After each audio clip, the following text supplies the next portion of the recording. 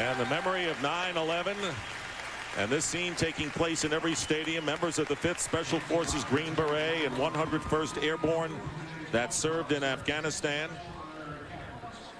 And right now, the coin toss. Philadelphia won the toss. Will receive. Good luck, man. So the Eagles will receive. Well, Daryl, we had preseason, and of course every coach will tell you, we were all vanilla. Well, whatever they have up their sleeves, we should expect to see today. Well, there's been a lot of preparation for this game, and anybody that thinks that Philadelphia is going to come out with the attack that they showed in the preseason is going to be in for a pleasant surprise today. I can go back 2 years ago. The Philadelphia Eagles down in Texas Stadium, Andy Reid opened the season with an onside kick. You expect those type of things from this football team. They've had a lot of time to look at Tennessee as an opponent, find some areas that they think they can get some good matchups, and pick certain things and put them in their offense to be successful today. And there's Jeff Fisher. And Jeff Fisher looks like he's a man on a mission. When we talked to him the other day, Moose, he said, a lot of people think the window of opportunity has closed on us. They're going to find out something different after the 7-9 year following the 2 13-3 campaigns. The most impressive thing that I felt during our visit with the Tennessee Titans was the atmosphere that they had at their facility. The guys all came in with a big smile on their face. They were happy. They are excited to get on the football field and put last year's memory behind them. And there is Brian Mitchell getting ready to receive the opening kickoff. The Eagles 13-3 on the road the last 2 years after going 7-1. Pretty good last season. And Tennessee, that's their record at home, but they have stumbled. They won 16 of their first 17 in the Coliseum and then have stumbled. They have lost 6 of their last 9. They want to reverse that. What better way than today? So Joe Nedney getting ready to kick off for the Titans. Brian Mitchell and Damian Douglas are back deep for the Eagles, and the season is underway. Mitchell on the 12, returning for Philadelphia, and Mitchell brings it out, and a good return to the 33-yard line. So the Philadelphia Eagles offense, and the exact same one they opened with a year ago. And there you see John Runyon, the right tackle, returning to Tennessee for the first time. Spent 4 years here with the Titans. Dunash coming off a career year, and Chad Lewis, a go-to tight end for the quarterback, Donovan McNab. That is his record as a starter. Eagles getting to the championship game before losing to the Rams. Staley is lined up wide to the left, and they bring out the fullback, Martin, wide right. And McNab, having trouble finding a receiver, is down inside the 30-yard line, and a loss of about 5. Kevin Carter and Henry Ford combined to make the play. Let's check the Titans defense, and they expect better year pass rushing wise from Kearse and Carter, the 2 bookends. The linebackers, Keith Bullock in his first start of his career, Randall Godfrey and Peter Sermon. And the secondary with the rookie Tank Williams at strong safety and Lance Schulters, the former 49er, at free safety. 2nd and 14, Antonio Freeman in the game as the 3rd receiver for McNab. Again having trouble, and McNab getting away and completing the pass for a first down to the 46-yard line to Dorsey Levens. So Levens and Freeman, 2 former Packers in the lineup on 3rd down. Well, you heard the discussion in the pregame show about the quarterbacks and their mobility, able to prolong a play, to give the receivers an opportunity to make another chance at a play. And Donovan McNab right there, that's as well as you can do it. And there is the improvement that Andy Reid wants to see. Accuracy on the move. Well, not on the move right now is Javon Kearse. And you remember he had that triceps injury that bothered him in preseason. And right now they're working on Javon Kearse, who has 36 sacks in the last 3 years for Tennessee. Javon Kearse on a stunt back to the inside. Can't see anything as of yet.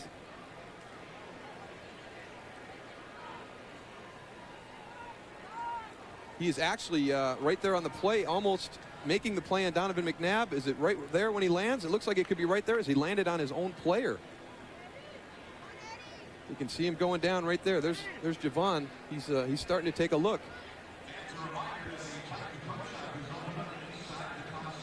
He's going to be on the left-hand side as he lands there. We'll see if he lands cleanly.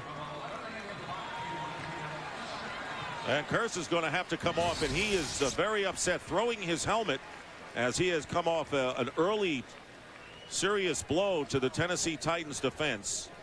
And Carlos Hall, a rookie from the University of Arkansas, will replace him, and that does not look good for Javon Curse.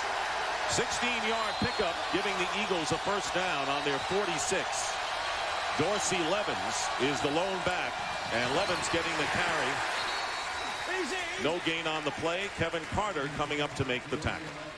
Well, you talked about Kevin Carter, expected to have a great year this season, already in on 2 big plays, and he's the guy that initially put pressure on Donovan McNab, and here he is right down here at the bottom of your screen. Now he's getting involved in the run game. A quick move right there by Chad Lewis and into the backfield to disrupt that running play. And now the Eagles, as Carter very active early on, bringing in Brian Westbrook. And he is lining up in the slot, rookie from Villanova. And they'll try to get him the ball, but not on this play, as Deuce Staley carries and is stopped short of midfield. And bringing up third down and about 7 for Philadelphia. Robert Smith, the top draft choice out of the University of Tennessee. And there is Curse. And that's unfortunate for Javon, because he fought a tricep injury the entire preseason, was limited, and now the first game, now we've got an ankle injury, and it looks like John Welborn is down for the Philadelphia Eagles on the field right now. Well, a war of attrition so far early in this game. We have less than 3 minutes gone by in the first quarter. 2 injuries to 2 linemen, no score. Fox NFL Sunday is brought to you by Southwest Airlines, proud sponsor of the NFL and official airline of Super Bowl 37. Home of the Grand Ole Opry, as Javon Curse is being taken off on the cart to the locker room. Albert Hainsworth, who is the #1 pick out of Tennessee, is in there, and Doug Brzezinski replaces John Welborn. Third down and 7. Donovan McNab again under pressure, and this time he just gets rid of it and was able to get rid of it without a grounding call. Good pressure by Carlos Hall, who came in initially to replace Curse, and 4th down coming up. Well, last season, the Tennessee Titans defense couldn't play the aggressive style that they like to, because they had so many injuries in the secondary. And on that play right there, just a great job. Randall Godfrey is a guy you have to watch. Randall Godfrey right here, he has a great feel for finding the open gaps in the delayed blitz. So 4th down, Tennessee with a good defensive sequence, and Sean Landetta, the 40-year-old punter, kicking to John Simon, and this will bounce into the end zone for a touchback. So the only downer for Tennessee was the injury to Curse, who was in the locker room. Now we'll see Steve McNair lead the Titans to their first offensive sequence. Fox NFL Sunday is brought to you by Sprint. Introducing PCS Vision. Clearly a whole new way to look at wireless. By Nissan and your Nissan dealer. By FedEx, Ground International, Online, or Express. Don't worry, there's a FedEx for that. And by Coors Light, the official beer sponsor of the NFL. Cool down easy. And we're back in Nashville. Let's get a report from Don Tollefson on the injury to Javon Curse. Don. Hey, Dick, Javon Curse in great pain. It is a sprained left foot. He's been taken to the locker room. He is questionable. John Welborn for the Eagles being worked on behind the bench of the Eagles, but the Eagles have great depth in that offensive line. Dick and Moose. All right, Don, thanks very much. So the Titans from the 20-yard line, and it's going to be a play action on 1st down, and the pass is caught by Derek Mason. And a big gainer up to the 40-yard line for the Titans. A pickup of 20 yards on 1st down with Dawkins on the tackle. Here are the Titans offense, and Zach Pillar starts at left guard. Bruce Matthews, a 19-year brilliant career, retiring. And the rest of the backs and receivers. Eddie George is back, has a new fullback in Greg Camella. Mason with the catch moments ago, and Frank Wycheck is the safety blanket for Steve McNair, coming off a career season for Tennessee. 1st down at the 40. And here is Eddie George's first parry, and it's a good one. Eddie George may get the 1st down, and I think he has it. What a return after an injury-plagued campaign with toe and ankle problems. Well, Brian Dawkins is going to sneak into the box. He's right here as he moves up into the line. So that's 8 men in your defensive front. That is supposed to stop the run. But now we see why Eddie was so excited and had that big smile on his face on Friday when we talked to him. He is back. This is a very, very physical offensive line in the run game for the Tennessee Titans. Now they have 2 tight ends. Aaron Kinney joining Frank Wycheck. And off the tight formation, they fake an end around and give to Eddie George, who will wind up perhaps losing a yard against a very staunch Philadelphia Eagles defense. Darwin Walker from the University of Tennessee and the Arizona Cardinals replacing Hollis Thomas, out for the year with a foot injury. Levon Kirkland, he's the run stopper in the middle. Sean Barber, good speed, former Redskin at outside linebacker.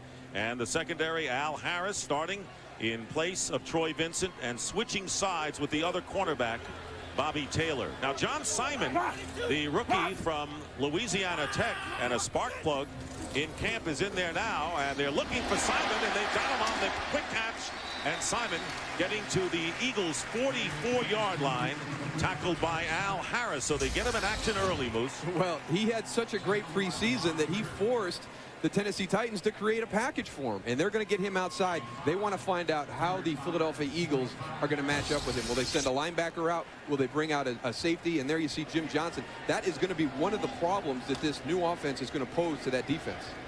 Robert Holcomb in the backfield with Eddie George, split back, and out of the shotgun on 3rd down and 4. McNair on a fake handoff to Holcomb, running for it. He's got the first down and running out of bounds at the Eagles' 35. And that, to me, is where your mobile quarterback is at his best, is the 3rd down package. He just gives you so many opportunities. And watch as Steve McNair comes outside. Hugh Douglas bites on the fake. He breaks contain. Now he's got the run-throw option. That's a no-win situation for the Philadelphia Eagles. If you cover the wide receiver, Steve's going to pull it down and move the chains on you. Eddie George, the setback. And a first down on the 35-yard line as the Titans in Eagle territory. First quarter, no score. And here is Eddie George cutting upfield. And Eddie George gets another first down.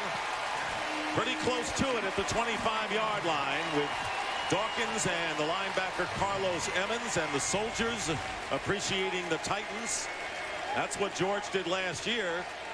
First time in his career he did not gain 1,000 yards. Yeah, and in those stats were a lot of career lows, but the one thing that Eddie talked about was he ran with uncertainty, and that was what the injury caused. What you're seeing today is a man running with purpose, and he's making those cuts that the toe and the ankle wouldn't allow him to last year. So this is going to be fun to watch him this afternoon. Titans with an empty backfield on 2nd down and 1, under 9 minutes to go in the first quarter. And McNair with the short drop gets rid of it, and it's caught by Mason, and that will be a first down inside the Eagle 25-yard line. Sean Barber, so maybe you have to say no-name receivers out there for the Tennessee Titans, and McNair's getting a lot of mileage from them. Well, you know, he likes the solid guy. He feels he doesn't need a superstar. He feels all of a sudden that there's competition for balls, and, you know, I'm not getting it enough, and all of a sudden you lose focus on the #1 priority, which is winning football games. He's very happy with his group of receivers.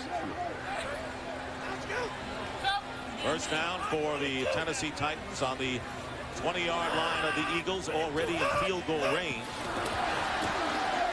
And a flag not thrown, and now they come down as Eddie George is hemmed in, and he is knocked back for a loss. And it's going to be an offsides penalty against the Eagles defense, very anxious. Referee today, Terry McCauley. Offside. Defense. Number 97. 5-yard penalty. Still first down. And that's the new face in the front four, Darwin Walker for Philadelphia. Yeah, Steve McNair using that hard count to get this defense offsides. There you see Darwin Walker, number 97, coming into that neutral zone. And if you're a pressure defense, you are on your fingertips. You are ready to go, and they've got to be able to sit in there on that hard count. So it'll be first down and 5 following the penalty for the Titans in a scoreless game.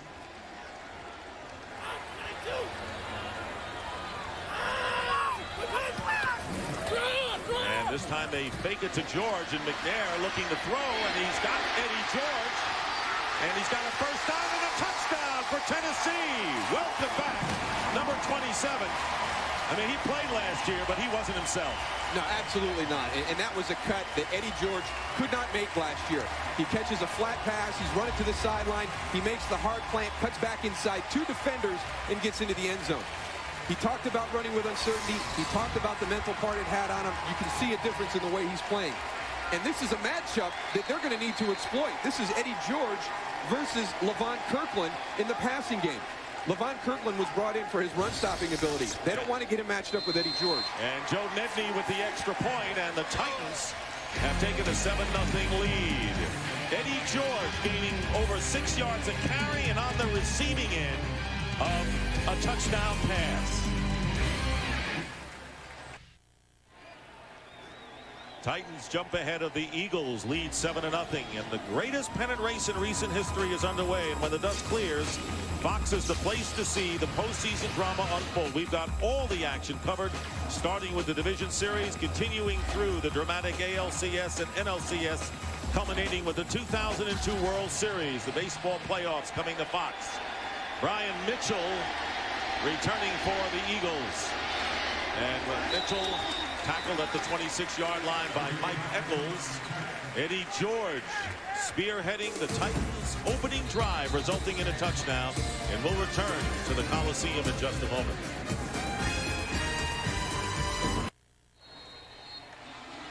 Titans lead the Eagles 7-0.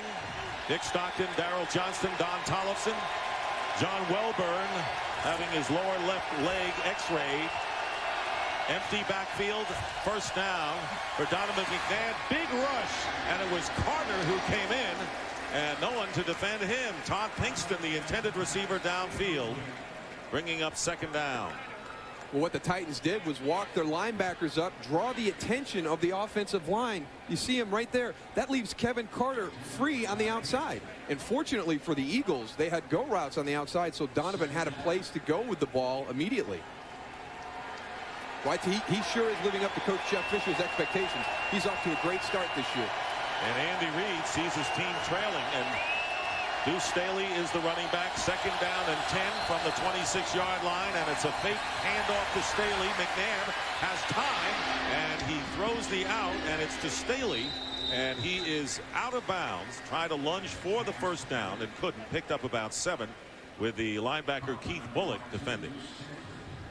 Right there, Donovan's trying to get the ball down the field again, but here's Kevin Carter, and one of the things that he has worked on in the offseason and getting healthy is being able to get upfield and get a push. One of the things that they thought was missing was that power part of his pass rush game. You can see him right there with the rip underneath and the turn right there. The turn and the angle back to the quarterback. Only had 2 sacks last year. 3rd and 3, and again they spread it out.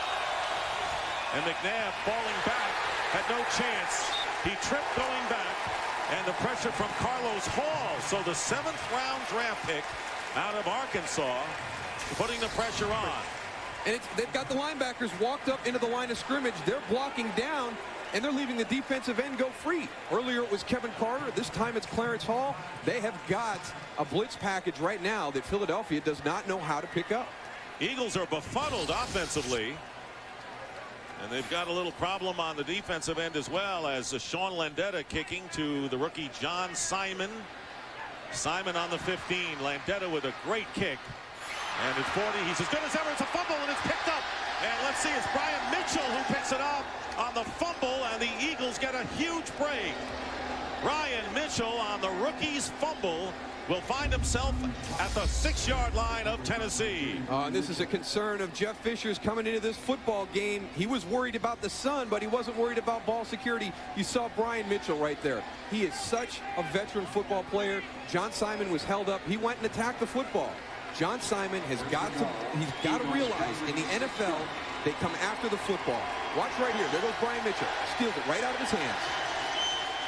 So Mitchell gets it done not only as a return man, but as a pickup fumble man. So it's 1st and goal at the 6 for the Eagles.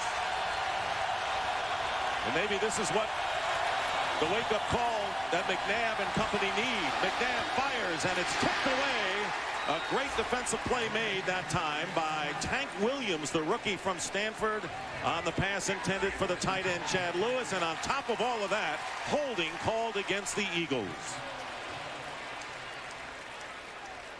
So that will set the Eagles back, who are on the 6.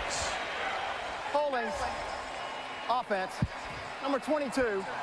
10-yard penalty. Still first down. And the running back, Deuce Staley. Well, Deuce Staley, he's going to be right here. We'll keep an eye on him throughout this play.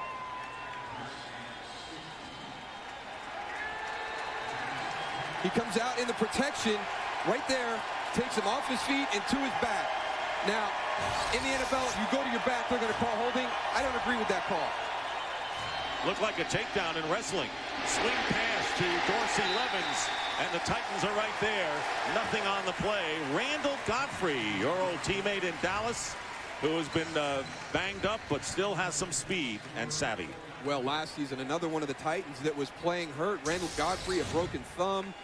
Then he had a dislocated wrist, and now he battled some cartilage. He also, like Eddie George, is healthy. And there you see him, inside out on Dorsey Levens.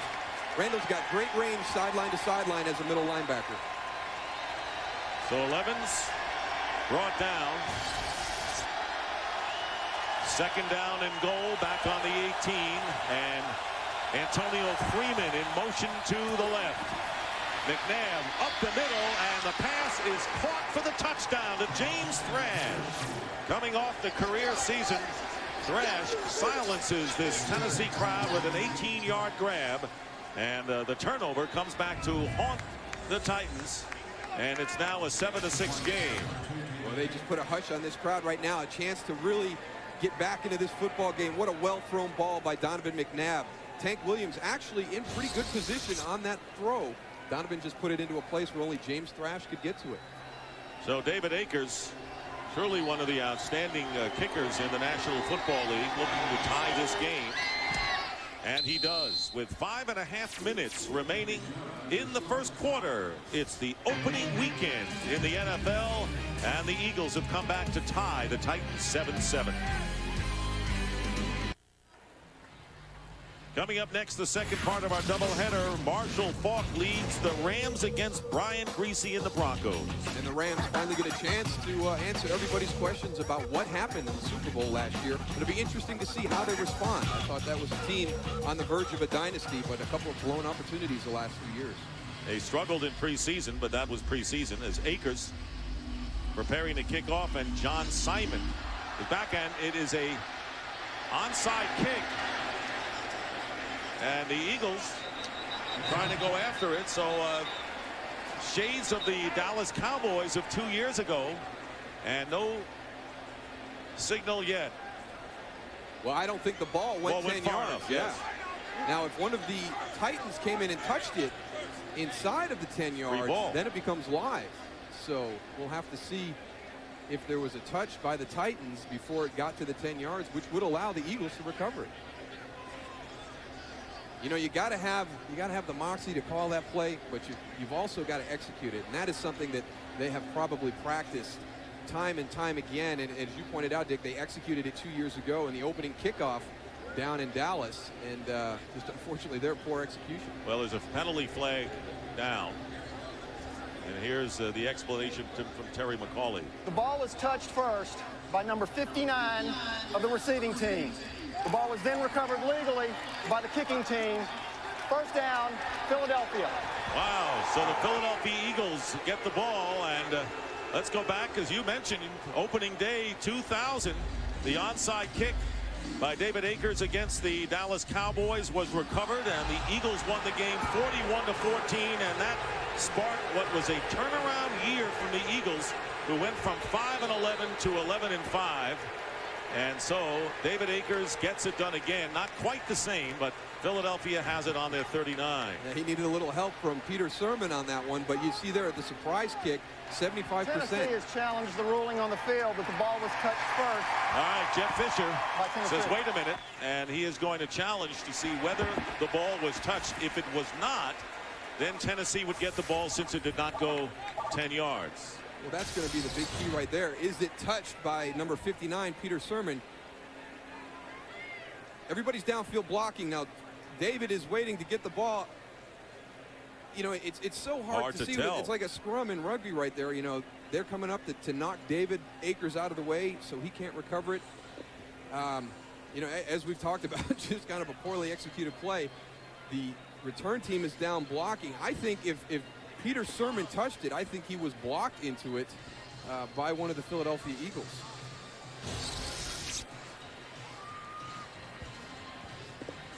And remember, it has to be indisputable visual evidence to change the call on the field, and the call will be made by Terry McCauley as he views the replay upstairs.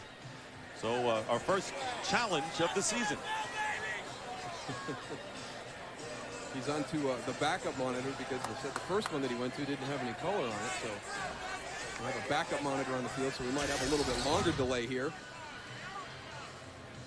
Now watch the guys on the kick team. They're going to go down. They're going to block everybody out of the way to allow David Akers to get it.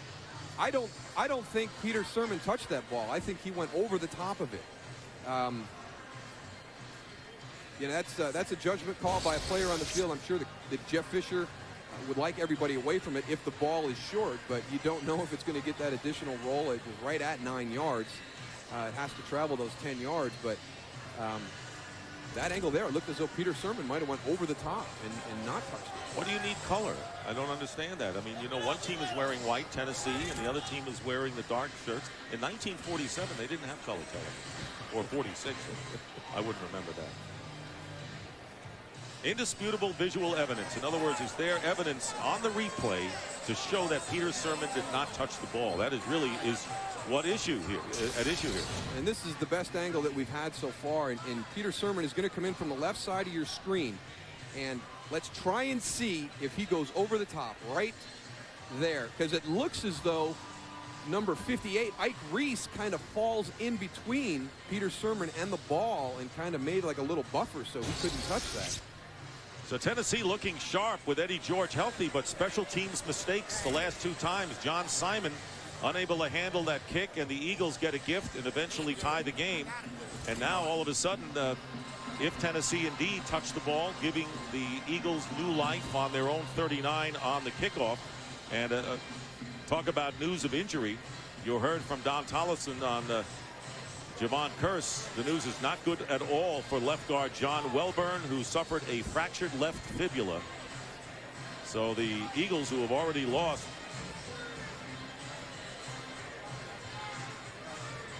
Hollis Thomas on the defensive side, now have lost John Welburn, their left guard. Now here comes Terry McCauley. After review, there's no indisputable visual evidence of who touched the ball first. The ruling on the field stands. First down, Philadelphia. Jeff Fisher shaking his head. It was the judgment call ultimately that decided this. And as you said, Dick, it has to be irrefutable proof. I mean, it has to be clear cut, and from the angles we saw, there's still a lot of uncertainty on those, so the call will stand. And the Titans lose a timeout here in the first half. Tennessee is charged with their first team timeout. So Jeff Fisher, things look rosy early, but then a couple of mistakes, and the Eagles in a tie game will have a first down on the Titans 39-yard line with 5:20 remaining in the first quarter. And you have to give your hats off to John Harbaugh, the special teams coach for the Philadelphia Eagles. For years, that was an area where they needed a tremendous amount of improvement. A lot of people talk about the resurgence of the Eagles and look at Donovan McNab and other areas, but we've already seen today a big play on the punt coverage team, now a surprise onside kick.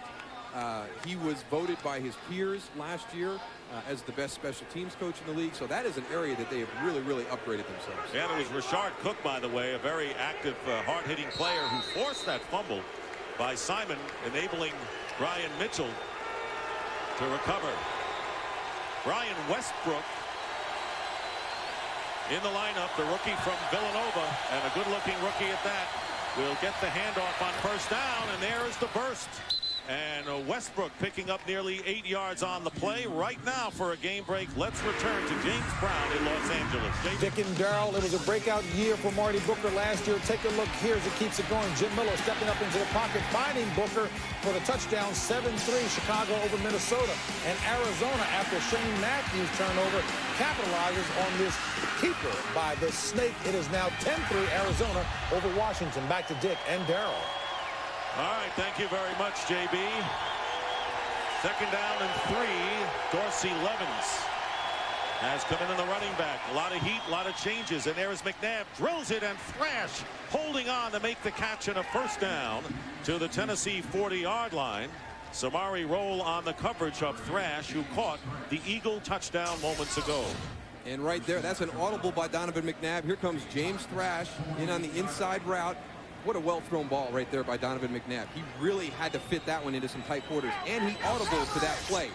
And that is one of the areas that Andy Reid, the head coach, wants him to expand and improve on in his 4th year in this West Coast offense. So the 14-yard pickup giving the Eagles a first down in Titan territory, and they're going to Thrash again. And covering downfield was Andre Dyson. And that's one of the areas you might think the Eagles would want to work on, the second-year starter, Andre Dyson. Yeah, but according to everybody at Tennessee, he had one of the best camps of any of the defensive players this year. He really fought a lot of injuries last year as a rookie, was not allowed to get into the scheme. This year, in his second year, understands what defensive coordinator Jim Schwartz is looking for, a better comprehension of the defense, and now he's just relying on his ability as a football player on the field and not thinking. Second and 10 with 3:32 remaining in the first. Thrash going in motion, and here's the screen pass, and it is caught by Deuce Staley, and Staley with another first down. So I guess that amounts to a running play for the Eagles, Moose. You know, they've done a few different things with the running game, you know, bringing in 4 wide receivers, you know, spreading them out and trying to hit a seam, but they have a lot of different ways to get into what they consider the running game, and definitely right here, the little short dump off to Deuce Staley. Yeah, you know, the short passing game for the Eagles sometimes does substitute as the run game. They picked up 16 yards. Staley used more as a receiver as the season wore on. First down for Philadelphia. McNair with a deep drop, and he completes the pass to Tom Pigston. And another Eagle first down, so perhaps the mistakes by the Titans special teams allowing the Eagles to get in rhythm. That good for 17 yards. A well-designed play here. James Thrash going down the hash right there. He opens up the inside for Todd Pinkston on an in route right there. And Donovan McNab is doing a very nice job of delivering the ball.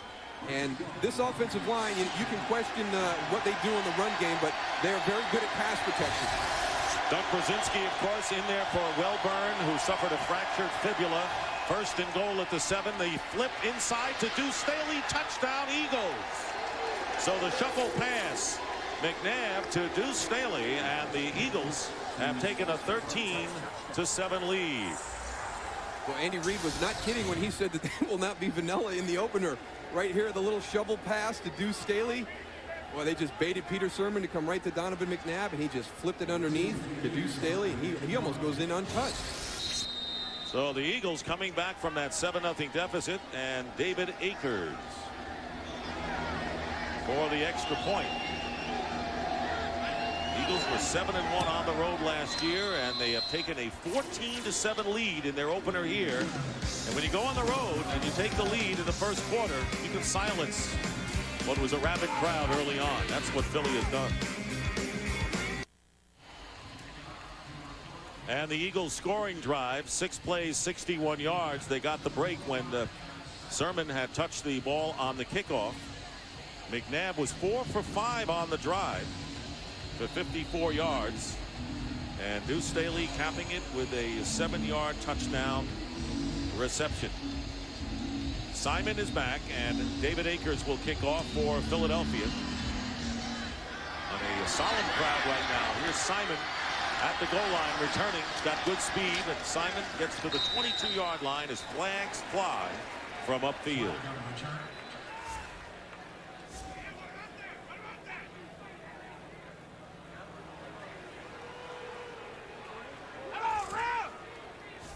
And it'll go against the Titans.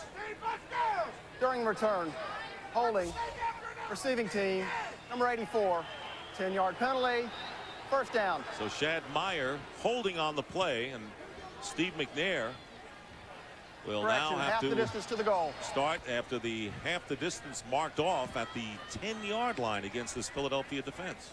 More special teams miscues by the Tennessee Titans, just really giving them very few opportunities to get anything going offensively right now.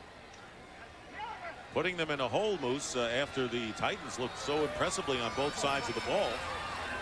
But here is McNair with George and Camella, the blocker, as the up back.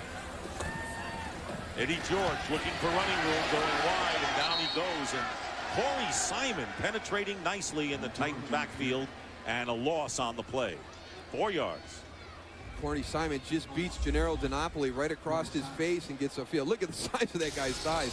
You wonder why things happen. He's going to be right here on the play, and just watch him get across the face of the center.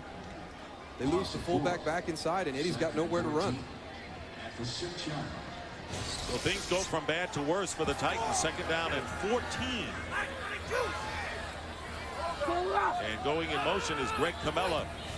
Camella, a decent receiver. On the screen pass, they go to Robert Holcomb. Holcomb coming out and getting the first down. What a smart play call that time. And Eddie George is slowed up, a little limp from the previous play. And we'll try and take a look at what happened to Eddie George. Right there, you can see the ankle getting trapped on the tackle as he goes down. That's why Robert Holcomb was in on that last screen play. And boy, we've talked about it the whole first part of this broadcast, that Eddie is finally back, finally 100%, the best he's felt in 2 years, and he already gets gimped up as we start this right as we get ready to finish the first quarter. Minute 10 and running. Gain of 17 yards, and the Titans get out of deep trouble.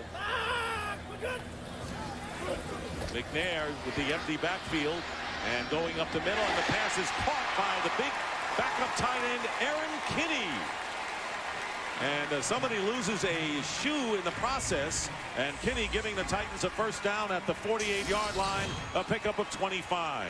And this is a guy that they have been waiting on to have a breakout year, Aaron Kinney. He's a big physical tight end, but his strength is running routes. He gets a matchup right there with Sean Barber, and as you pointed out, Dick, he ran right out of his shoe. Good concentration and focus on that reception. Well, he got downfield for a 285-pounder. Holcomb remains in the lineup, the former St. Louis Ram, and he will get to carry here. And he drives into Eagle territory, and that should be the last play of the first quarter. Hugh Douglas making the tackle as time will run out. So the early enthusiasm of the crowd dampened as Andy Reid's Eagles, taking advantage of Titan mistakes, will have the lead as time runs out. That is the end of the first quarter here at the Coliseum in Nashville with the score: the Eagles 14, the Titans 7. Fox NFL Sunday from Nashville will continue after these messages.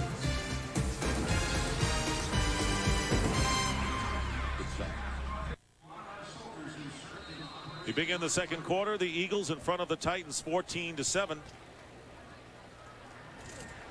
And the Titans, second down and 6 on the Eagle 48-yard line. Eddie George is back in there. Good news for the Titans. And here is McNair. And McNair finds an open Frank Wycheck down the middle, and a first down to the 35-yard line. And a gain of 13 yards. Blaine Bishop, the former Titan, on the tackle. Anything strike you here, Moose? Well, you know, it is a really an even game. The only difference is right there, that turnover, and we have a 7-point advantage by the Eagles. Those 7 points coming off that fumble on the punt. Frank Wycheck, a guy that defensive coordinator Jim Johnston was really worried about. One of the things that he will look at in his pressure package makes him pay right there in one of the blitzes, one of the few blitzes we've seen today. And they may be coming in again, but really not so. And this pass is knocked down, and a catch is made. Derek Mason, Al Harris all over. Very tough catch by Mason, leaving him about a yard short of the first down. So McNair early here in the second quarter will have 2nd down and 1. McNair has completed all 8 of his passes for 111 yards and a touchdown toss. Off to a terrific start. And coming off a brilliant year. You see Minnesota leading Chicago. All the scores will be posted there throughout the day. And coming in and a big push, Paul Grasmanis giving McNair a shove. McNair can handle it. He's big enough. Daryl. Encroachment. Defense. Number 96. 5-yard penalty. And that's a first down. First down. And before the next play, let's check in with James Brown for a game break. JB. Dick and Daryl, Michael Vick has been loosening up Green Bay with his feet. 34 yards rushing on this drive. 2 here to pay dirt. Ward Dunn added a 4-yarder. And as you recall, Green Bay's only loss at home last year was to Atlanta. They're trailing by 11 right now. Back to Dick and Daryl. New owner, new regime, huh? Interesting. So first down for the Titans on the Eagle penalty. And there is McNair getting time, and McNair going to the corner, and the pass is caught at the run by Derek Mason, and now out of bounds. Derek Mason was covered by Al Harris, and they rule it incomplete right at the 1-yard line. And Steve McNair just needed to deliver this ball a little bit sooner to give him more room, and you can see very clearly right there it wasn't close. I was going to say, what a heck of a job walking the sideline if he pulled that one in. But Steve needed to deliver that ball just a little bit sooner to Derek Mason. Hey, we have a couple of quarterbacks today with strong arms and can hit those outs. So the incomplete pass bringing up 2nd down and 10. Extra tight ends and the blitz appearing, and the blitz works fumble as Eddie George on the handoff, and the Titans recover. So the blitz actually got to Eddie George before he got the ball, it seemed. And this is the area that Jim Johnston wanted to attack, right here in the center. You see Levon Kirkland and Brian Dawkins coming into the same gap. Miscommunication, couldn't get somebody down. Almost a huge play by Brian Dawkins, but both guys really kind of coming free right there. And that is an area that he was looking at. So maybe now we finally got a feel for what Jim Johnston would not tell us in our meetings with him. It looks as though he's going to attack Gennaro DiNapoli in that center position. He's like a mad scientist as you take another look, and Dawkins knocking it out, and Eddie George making the recovery. Drew Bennett, an impressive receiver wearing number 83, lining up to the top of your picture, and Bennett might have jumped. And we'll see if they call a false start penalty against the Titans, and that's what it is. Prior to the snap, false start, offense, number 83, 5-yard penalty, 3rd down. So Drew Bennett, a little antsy, called for the 5-yard false start. Well, I tell you, one way to get a team from not to blitz you anymore is to hit a big play. The reverse is the exact same thing. If Tennessee can't do something right now to get a positive play, because this is really the first time that we've seen Jim Johnston start to put pressure on this offense, and he's been successful both times. They've got to do something, or they're going to see a heavy dose of this the rest of the afternoon. He's a mad scientist when it comes to blitzing from all angles at any point. So 3rd down, 21. Back at the 32-yard line for McNair. McNair, who can run, he has a man underneath, but is going to run himself, and McNair, head down, gets inside the 15-yard line, or about the 15. And a gain of 17 yards on the play. Sheldon Brown, the rookie nickel corner today, with the injury to Troy Vincent. So 4th down coming in, and Joe Nedney will try to narrow the Eagles' advantage. 76 over here. Nedney will attempt this from 32 yards. Those are his numbers from a year ago. And Nedney puts his leg to it. The kick is good. And the Titans now trail by 4, 14-10 to the Eagles in the first 5 minutes of the second quarter. Fox NFL Sunday is brought to you by WebMD, the place America comes for healthcare answers. By Energizer, do you have the bunny inside? By Chili's, like no place else. And by Autotrader.com. With the most certified pre-owned vehicles, it's the ultimate automotive classified site. Back here in Tennessee, a bit cloudy right now, and cloudy for the Titans, but they have come back with the 33-yard field goal officially as Brian Mitchell and Damian Douglas go back deep. Joe Nedney kicking off for Tennessee. And it's Brian Mitchell deep in the end zone, and he will let the Eagles bring it out to the 20-yard line. 4 minutes have elapsed in the second quarter. Philadelphia by 4. We'll try and count the stars. You should have 50 stars. You have to have 50 stars on a flag, and I only count about 5. But we understand. The Eagles from the 20-yard line. Dorsey Levens is in the backfield, and Antonio Friedman, 2 former Packers. McNab with 2 touchdown passes already in a 14-10 Philadelphia game. Another empty backfield and the quick slant, and this pass is caught close to the first down by Antonio Freeman. Well, it's Green Bay East, I guess. You know, Andy Reid comes over, Moose, you know, to coach this team the last couple of years, and he certainly likes the addition of Freeman and Dorsey Levens with his team this year. Well, he brought in some veterans from teams that have been to a Super Bowl, and that's going to come in and play its place during the course of the season. At some point, Philadelphia will have a stretch where things aren't going well. It'll be good to have Dorsey Levens and Antonio Freeman, Levon Kirkland, Blaine Bishop to be there to keep everybody focused. Second down and 1. Deuce Staley slips away from one defender and gets the first down. So Staley, healthy as he can be. Remember, he missed a season with that Lee Frank ankle surgery and problem. Thornton was the guy who had him and then lost him.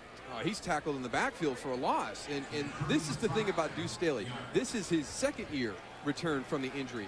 Now, last year, Deuce Staley was healthy, but he wasn't himself. You're never as good that first year back. This will be the big season for Deuce Staley coming off that injury. First down for the Eagles on their 35-yard line, and play action for McNab. McNab goes underneath, completes again to Staley, and he ducks under a defender and gets about 8 yards on that play. Again, the one thing Donovan McNab talked about is patience and dropping the ball underneath, taking your opportunities on the outside when you're there. And you can see that, the perfect example right here. Look at the strength he's got. He's got the one hand on the ball. A defensive lineman comes in, bumps into him, doesn't phase him, drops the ball down to Deuce. He's off to a very good start this afternoon. Keith Bullock missed the tackle, so it'll be second down and 2. Brian Westbrook with Thrash in motion, and on the pitch here is Westbrook, the rookie from Villanova, and to be denied by Randall Godfrey, who slices through and makes the play. And bringing up third down. Randall Godfrey's going to be coming from the top in the middle of the screen, and that is the range that he has. Look at him fight across, finds his way. He does, whether it's on the blitz or running through defenders on traffic, he always finds his way to the football. And right there, that was difficult. There was a lot of people in that way. It looked like he just came straight clean through. Third down and 1. And the crowd getting into it on its feet.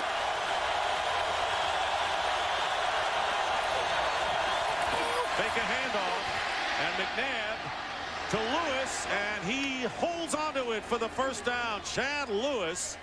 And you were talking about how they had to get the tight end in action with Tank Williams doing as good a defensive job as he could on that play. A pickup of 17. And especially if you've got the matchup that they have right there with Tank Williams on Chad Lewis. And that was a double move route. He broke to the outside, then went up the field.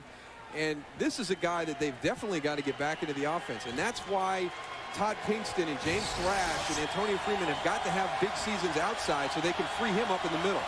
From the 39-yard line, and another play action, and here's McNab, guns it, and it's incomplete. The pass was intended for Freddie Mitchell, and Andre Dyson covering on the play, bringing up second down and 10. Well, Donovan McNab got away with one right there. We just talked about his patience, and a couple plays later, he's trying to force one in where he shouldn't have, and that's just a question of Andre Dyson not being used to the speed that Donovan has on the football. Well, that thing was, and he will fit a ball. He has told the guys, hey, if it's tight, I'm still coming to you, but it's going to be coming in hard. Andre Dyson wasn't aware of that. That came in hard. 2 tight end formation for the Eagles. And McNab will talk it over. And the Eagles with their first timeout with 7:40 remaining in the first quarter. A year ago, Andy Reid's Eagles lose at home to the St. Louis Rams, looking to start this year off on the right foot. We'll be right back.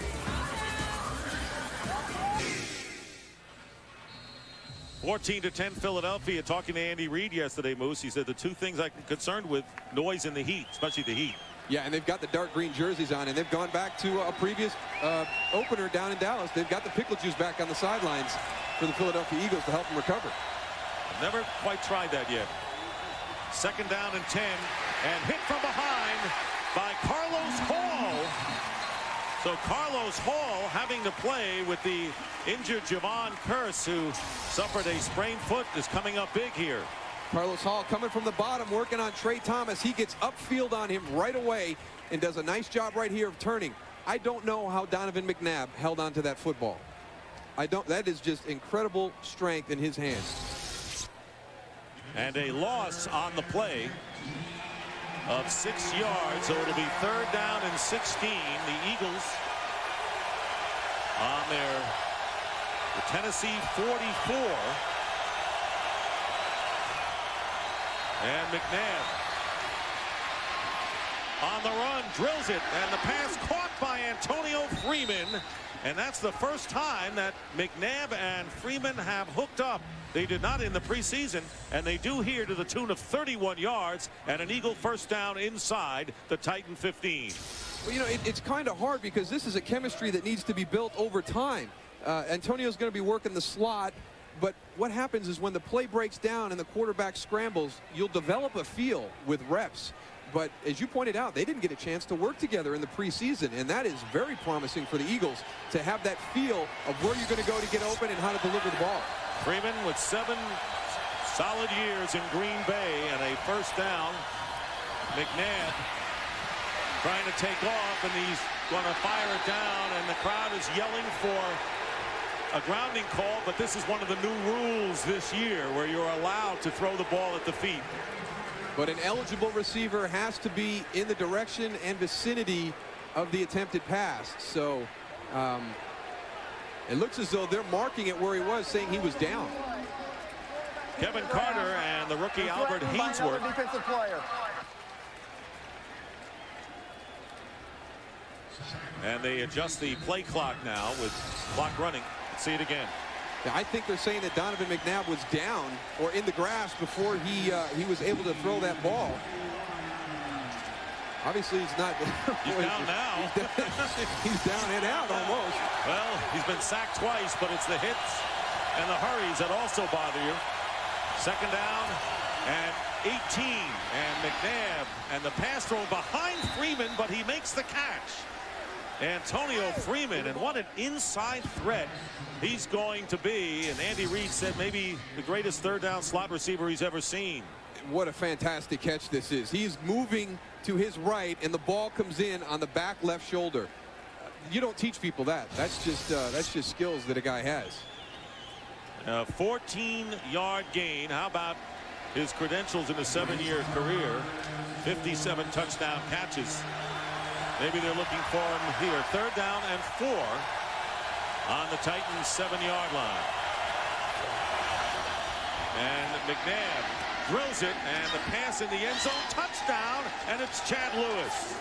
Chad Lewis with a catch on another bullet throw, a 7-yard toss. And McNab with his 3rd touchdown pass of the first half. Wow. This is just another one. I don't know how he's fitting these balls into these areas. This is coming 100 miles an hour. There's, what, 3, 4 Tennessee Titans right around Chad Lewis? Akers is on, and the Eagles trying to open up an 11-point lead with 5:03 to go in the first half, and the extra point is good. The Eagles 21, the Titans 10. You can see Chad Lewis right there. He gets it past Clarence Hall's arm, and then he gets it in between Lance Schulters, Randall Godfrey, Tank Williams, and about 3 other guys. Touchdown passes to 3 different receivers for McNab. That time it was Lewis.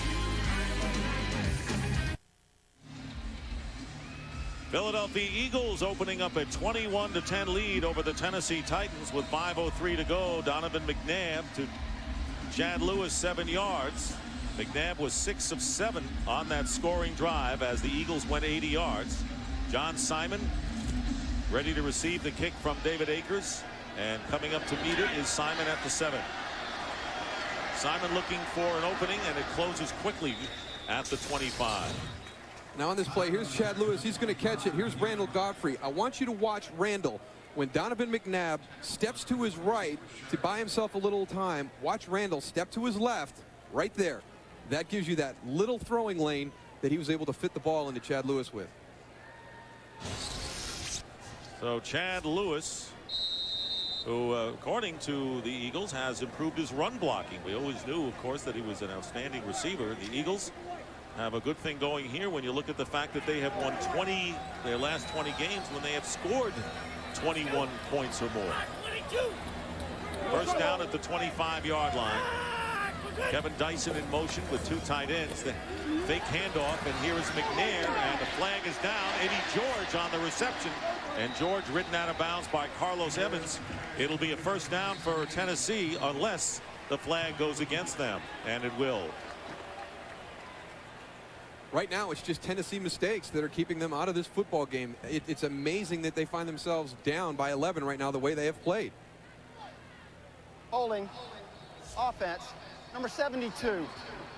10-yard penalty. First down. So the left tackle Brad Hopkins holding on the play, wiping out a 17-yard gain. So now all of a sudden the Titans and Steve McNair backed up. They'll be starting from their own 15. And scores from around the league, and you'll be seeing it on the right part of your screen. Miami leading Detroit 21-7 late in the second quarter. Barry Gardner is in at middle linebacker, number 52 for the Eagles. Levon Kirkland started, and the handoff to Eddie George, nothing doing. And this defense is tough to begin with, but when you get yourself into 1st and 20 positions, you've really put yourself up against the 8 ball, and they have got to stay together. They have played well in this first half up until this point. It's just the mistakes that they're making, and they have just got to get something turned around. They need something positive to try and get some momentum back. And Eddie George wants to get it turned around. First 3 carries look good. Last 3 carries has lost 10 yards. And I think those 2 mistakes on the special teams have really been a black cloud over Tennessee. It totally has changed the game since that point. The crowd is out of it right now. Eddie George is lined up as a receiver wide to the right, and this is ugly. False start against the Titans. So they are out of sync at this point with 3:47. Prior to the snap. False start. Offense. Number 69. 5-yard Well, this penalty. time it's Zach Pillar. So Hopkins on one play with a hold, and Pillar with a false start. And I'll tell you, Jim Johnston can get under your skin. Well, you know, he's going to create some plays, but he's also going to create this, the uncertainty of the offense. They're going to be flinching. They'll get some illegal procedures. It's everything. He's not just putting pressure on the quarterback. He's putting pressure on all 11 guys on the offensive side of the ball. Second down and 25. Back to the 10-yard line. And McNair with a wide receiver screen to Kevin Dyson. And Dyson getting some of it back. Still a long way to go for the Titans as they face a 3rd and forever with Sean Barber making the stop. I give Kevin Dyson a lot of credit. You catch a wide receiver screen, and all of a sudden you've got to cut back into the field of play where all your pursuit is coming from. Yikes. Jim Johnston, who said the Titans would do well against a blitzing team, and they haven't really shown their entire repertoire, have they? No, they haven't. Oh, and when they have, though, it has been very successful. 3rd down and 19. And again, movement on the line, and this time it looked like Fred Miller. Everyone wants to get into the act on the Tennessee offensive line for committing some sort of penalty, it appears. Now we got tempers flaring with Hugh Douglas and Brad Hopkins. So Hopkins, Pillar, and now it appears Miller. False start. Offense. Number 71. 5-yard penalty. 3rd down. Now the crowd's frustrated. It has been a 180-degree turn since their opening drive of the game. Second. Charge timeout. Tennessee. It will be a 30-second timeout. And Eddie George and Al Harris with a little skirmish off to the side of the action. Meanwhile, the Titans have called their second timeout. There was the other one behind the line of scrimmage, so a lot of frustration out there right now on the part of the Tennessee Titans, and they've got to maintain their composure and not do anything that's going to put them back even farther than they are right now. I have a hunch, and I'm not going to go out on a limb. I think Jeff Fisher may be a little upset in the locker room at halftime. That's a pretty strong limb you just walked out on, Dick. I think that's called a trunk. I don't want to commit myself, but he has to be livid with the way this team, the Airs, have really come out of the balloon ever since those mistakes. Oh, a great start. I mean, they had control of the game. The crowd was in it. Then they have the fumbled punt, the onside kick that backfired against them when it looked like they had recovered it. And since that point, they have allowed Philadelphia after that to have success offensively. Donovan McNab, 3 touchdown passes already. So 3rd down and 24. And now the Eagles are showing blitz. Right over the center again.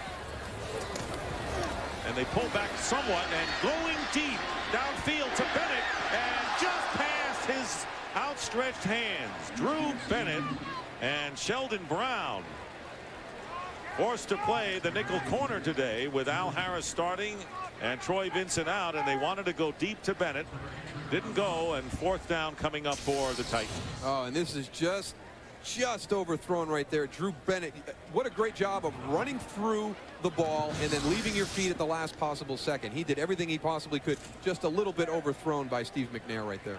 So Craig Hentrick punting for the first time today from 2 yards in the end zone. And Brian Mitchell is back. Terrific kick by Hentrick. Better than that, a great kick. And Mitchell on the return, very dangerous. Flag is down, and Mitchell will be tackled at the 43-yard line. So the Eagles may not get the kind of field position they envisioned. That was a 56-yard punt by Craig Hentrick. And this will be a flag against the Eagles, bring it back. Hentrick, by the way, a former Packer in his own right. During the return, illegal block in the back. Receiving team, number 42, 10-yard penalty, 1st down. Rashard Cook with the flag, number 42. Rashard Cook is going to be called on that. That right there, you see him on Eddie Berlin. You know, use a little bit of smarts out there, Rashard. You know, you've got good field position. Don't do anything silly. He was by you. Just let him go. But Rashard Cook did cause that fumble by John Simon earlier in the game that gave the Eagles really a life. It was a wake-up call for them. Mitchell recovered. They got to the 6-yard line, and ultimately McNab hit James Thrash, and that started. 17-point thrust for Philadelphia. 1st down on the 31 of the Eagles. 2:23 to go. And the screen pass off the hands of Deuce Staley. Eagles, by the way, still with 2 timeouts remaining. And they are content to just continue throwing the football. One of the things that I really feel the Eagles need to do to take that next step is to get a running game that kind of puts a little bit of fear into your opponent. But right now, look at that, 5 rushes, 22 passes. And the ones that they have run from, a lot of those have been 3 and 4 wide receiver sets. So they're not lining up and scaring anybody with their run game. Well, Terrell Buckhalter was their running back of choice down the stretch, suffered the torn ACL in minicamp, so they miss him. And on play action, here is McNab drilling it out of bounds. Thrash was the man he wanted to go to, and Andre Dyson was on the coverage. And I think that this team could be so good at play action if they would get that running game incorporated into their game plan, especially with the threat that Donovan McNab poses on the perimeter. And right there, you know, if you're going to fake some handoffs inside to Deuce Staley and Dorsey Levens and your running backs, but there's no threat that you're going to give it to them, I'm going to be expecting you to pull that ball out and throw it down the field. But make no mistake, Andy Reid is a passing coach. He wants to throw the ball. 3rd down and 10. And again, the crowd, not much to cheer about lately, on its feet. 3rd and 10 from the 31. And the tip ball by Carlos Hall. What a find he is, and taken on the last round out of Arkansas. The 7th pick, Carlos Hall, forced to play with Javon Curse injured. And he is really taking advantage of a great opportunity today. Chad Lewis tries to chop him down right there on the screen. Defensive ends are so athletic in the NFL today that you better do more than just throw with their feet. They can jump over you, avoid you. You've got to get more of a piece in that. Here is Sean Landeta to kick, and Derek Mason goes back deep for the Titans. So they've taken the rookie out right now, and a high kick, and the fair catch signaled. And the ball bouncing and will go inside the 30 where it will be down. And the Titans have just under 2 minutes remaining and 1 timeout left to see if they can muster some points. Eric Morris going into the locker room early. 2-minute warning. We'll be back. Coming up on the Visa halftime report, JB, Terry Howie, and special guest Jimmy Johnston will have scores and highlights from around the league on this opening kickoff weekend, and the Fox Sports ticker will keep you updated with up to the second stats. So the Titans get a chance here, Moose, because the Eagles had a 25-second possession with an 11-point lead because they're not running the ball. Well, you throw 3 incompletes, you're not taking a whole lot of time off the clock, and that had to be one of the concerns coming into the regular season. Was they really struggled with their third downs and also their 3 and outs going back even into last season. Robert Holcomb lining up in the backfield, 1st and 10 on the 27.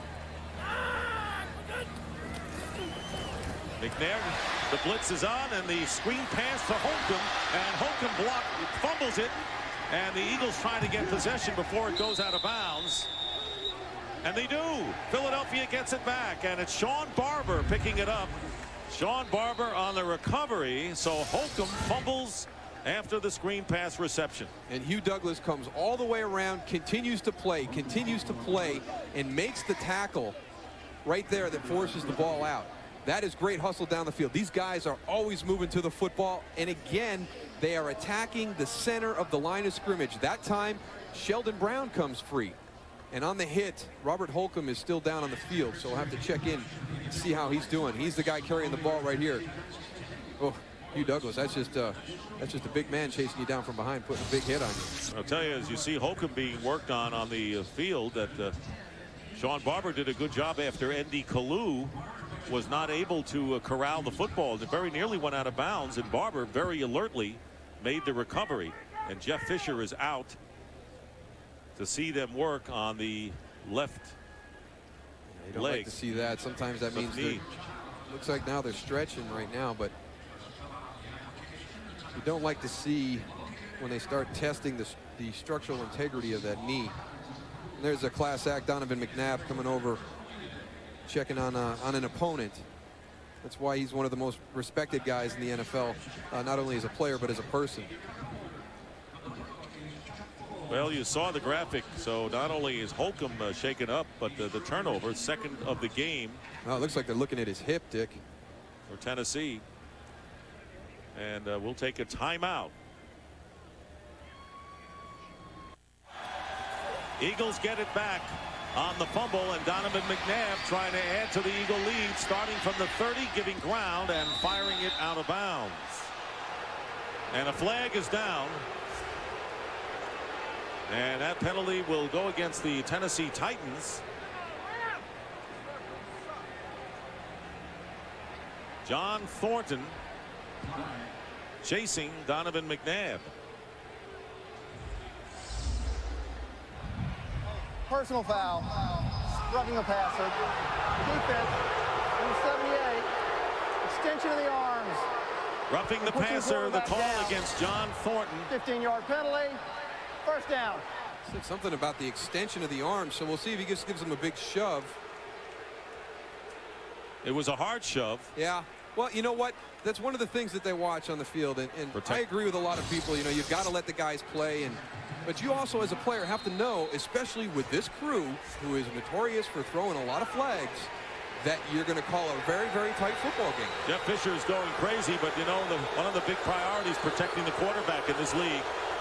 So as a result of the flag, it'll be a 1st down on the 15 of Tennessee. Here's Deuce Staley up the middle, and he is hit and tackled by Carlos Hall from behind, but he picks up nearly 5 yards on the play.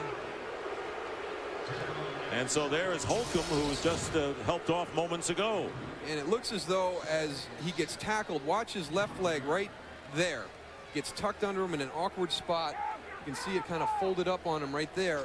That leg must have gone up and jammed his hip, because we saw him as they were moving, trying to get some flexibility in the hip and checking his the hip area. Titans had to use that timeout in the last 2 minutes due to injury. They're out of them. Tollefson going in motion, and there's a pump fake by McNab, and the pass incomplete, and it looked catchable for Chad Lewis in the back of the end zone, Moose. Oh, he knows he let one get away right there, and that's Chad Lewis working against Tank Williams, and this is the chemistry that I'm talking about with Donovan McNab and a receiver he spent time with. Watch where he throws this ball. Back hip. That's just great feel between those guys. Chad Lewis knows that he just missed one right there. Lewis catching a touchdown pass for the last score for the Eagles. Donovan McNab with 3rd down and 7 on the 12-yard line of the Titans. Freeman going in motion, and this pass is knocked away and nearly intercepted. It was intended for Lewis, and it was Andre Dyson who broke it up. So 4th down coming up, and the virtually perfect David Akers coming in to try a field goal. Watch Dorsey Levens on the pass protection right here. He steps up. That's Lance Schulter's coming in. Boom. Stones him. That's why he's in there in that personnel group. Not only for his ability to catch the ball on the checkdowns, but a veteran who knows blitzing schemes and can do a great job in protection. Akers attempting a 30-yard field goal. And David Akers, and the kick is good. So with 48 seconds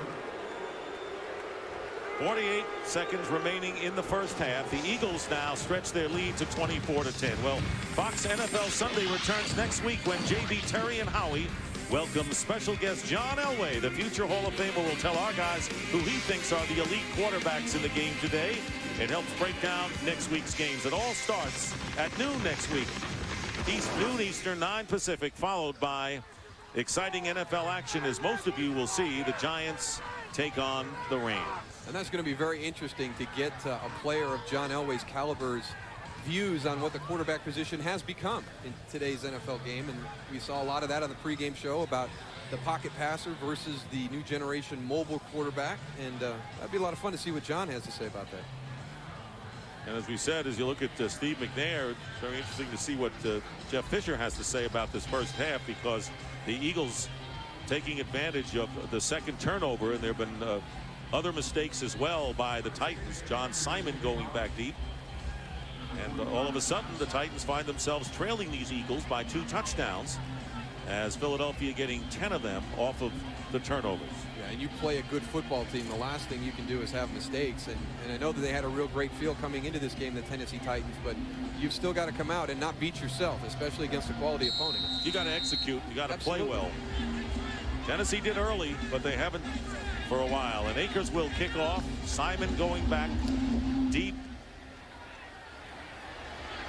Here's John Simon, undrafted, unheralded, on the return for the Titans, and he takes it out to the 25-yard line, where Damian Douglas makes the tackle. So 43 seconds remain, and the Titans have no timeouts left.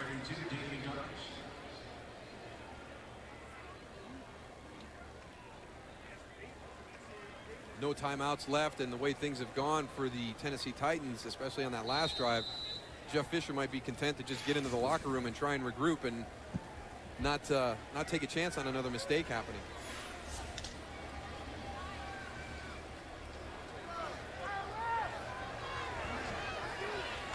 First down on the 25-yard line. Eddie George is the setback. McNair stepping up, and he's going deep, and the pass, no flag down, was intended for Kevin Dyson. Al Harris defending, but Harris was looking for the ball, and that's why they did not throw the flag. Yeah, and he's got a right to make a play on the ball, and that is his turf, and he's not doing anything to impede the progress. That's just a good play. And, you know, when Al Harris comes in for Troy Vincent, there's not a huge drop-off in Jim Johnston's mind. He feels he is a quality corner and could start if need be, and that's the case this afternoon.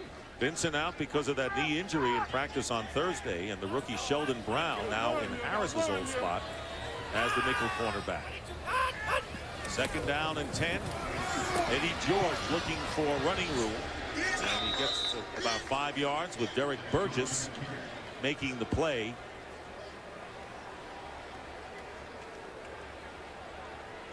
And the clock running out, and it looks like the Tennessee Titans are going to bypass any more play. Clock is going to run out. The crowd will be upset. Eddie George winds up with 14 yards on 7 carries after an early flurry. And this has been a damper of a first half for the Tennessee Titans, thanks to the Eagles. What an opportunistic team they are, Bruce. Well, I tell you, the Tennessee Titans were very impressive the first time they had the ball. Their defense was playing well, and then you have a miscue in special teams. And since that point, the momentum has shifted to Philadelphia. The crowd has been out of it, and as we hear right there at the end of the half, actually booing the home team as the half ends. You don't want to hear boos on opening day. Tennessee had a 7-0 lead, and McNab with 3 touchdown passes to 3 different receivers, and the Eagles have a healthy halftime lead.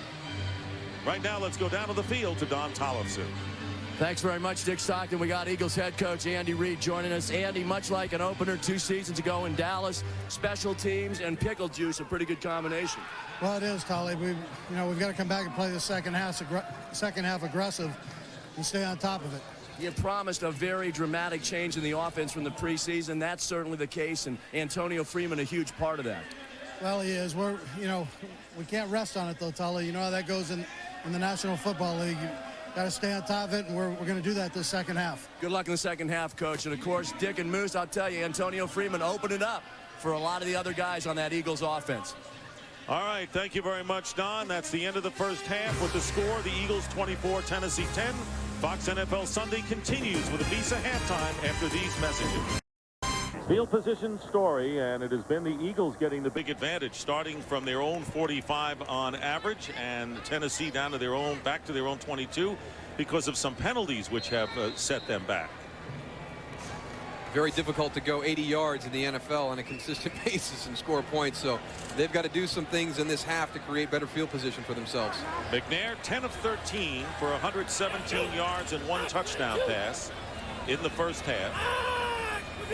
Eddie George with Camella blocking in front, cuts to the outside and loses his helmet, and Hugh Douglas brings him down. George picking up 20 yards on 6 carries in the first half, caught a touchdown pass, which, by the way, was his 9th of his career. Did not catch a touchdown pass last year for Tennessee. And that had to be the most disappointing thing, because he did get off to a great start and then was slowed in the second half. And look at that hit by Hugh Douglas right there. Boy, he just pops his helmet right off. And that is a guy who, boy, the end of the first half with the big hit on Robert Holcomb to cause a fumble, and he's continued it on right here. The first play of the second half just knocks Eddie's helmet right off. 2nd down and 8. Redskins in front of the Arizona Cardinals. You see scores from around the league all day in that spot. And here is McNair, and goes underneath to George. And George will be a couple of yards shy of the first down, and Carlos Emmons on the initial hit. And that last hit is definitely worth going back and taking another look at. That's what you call a form tackle by Hugh Douglas. He put his helmet right on Eddie's ear hole. Boom. And off the helmet comes. For a team that was supposed to struggle in the heat a little bit this afternoon, Dick, the Eagles are flying around to the football. And pickle juice, huh? I tell you, there must be something to it. 3rd down and 2. Drew Bennett, number 83, is the 3rd wide receiver for the Titans. And out of the backfield, Derek Mason. And Mason, who lined up in the slot. And watch it there, Al Harris. And Mason going at it out of bounds. Little pat on the back by Jeff Fisher. It'll be a first down for Tennessee. No flags. They gained 14 on this play. Well, you know what? I don't know what's going on right here, but I think Al Harris is trying to hold up Derek Mason as they go out of bounds so he doesn't get a flag. You can see right there, he's not, and then Derek Mason gets upset. He is lucky that he didn't get the flag thrown on him. That continued out onto the field. So now you've got Al all upset. Hey, Jim Johnston said the one thing I'm concerned about with Al Harris, penalties, because a lot of times he's a marked man out there. First down at the 42. And straight back is McNair, and with the reception is Frank Wycheck, and a flag goes down. Wycheck, and another one goes down, and Hugh Douglas now yelling at the umpire, who looks like he threw his hat. And this one, according to the reaction of the Titans, could be going against the dark green of Philadelphia. Terry McCauley, and it will be personal foul against the Eagles. They're getting a little rambunctious out there, the visitors. Yeah, well, we're going to go take a look at this, because I kept my eye on him on that play, because that spilled over after the sideline thing. Watch this. Watch the swing right here. Right there at the head. Now, that's what gets Derek Mason upset. Now, watch at the end of the play. This is going to continue to go on. Here comes Derek Mason. Okay, you took a shot at me, and then he gets another one from him. There were two penalties. One was declined. The personal foul was not. There's Harris. That's what Jim Johnson was worried about with Al Harris, and as a result, the Titans will have a first down in Philadelphia territory at the 27. You got to be a smart player. You can be a physical player. You can be a tough player, and a guy that people are worried about playing against for 60 minutes every Sunday, but you've got to be a smart player. Titans first down on the 27 of the Eagles, trying to get back in this game, trailing by 2 touchdowns, and they're going to throw it. McNab will try to throw it, but he's sacked, and a 2-yard loss. Hugh Douglas with the pressure. He's been there all day. Wow. Yeah, he just went right by Brad Hopkins. Brad went to put a big hit on him and just missed. He's taking it up another notch right now. He finished the first half great. He's come out in this opening drive of the second half and has just continued it. That's the first sack of the game by the Eagles. The Titans have 3. Second down and 12. 22. 22.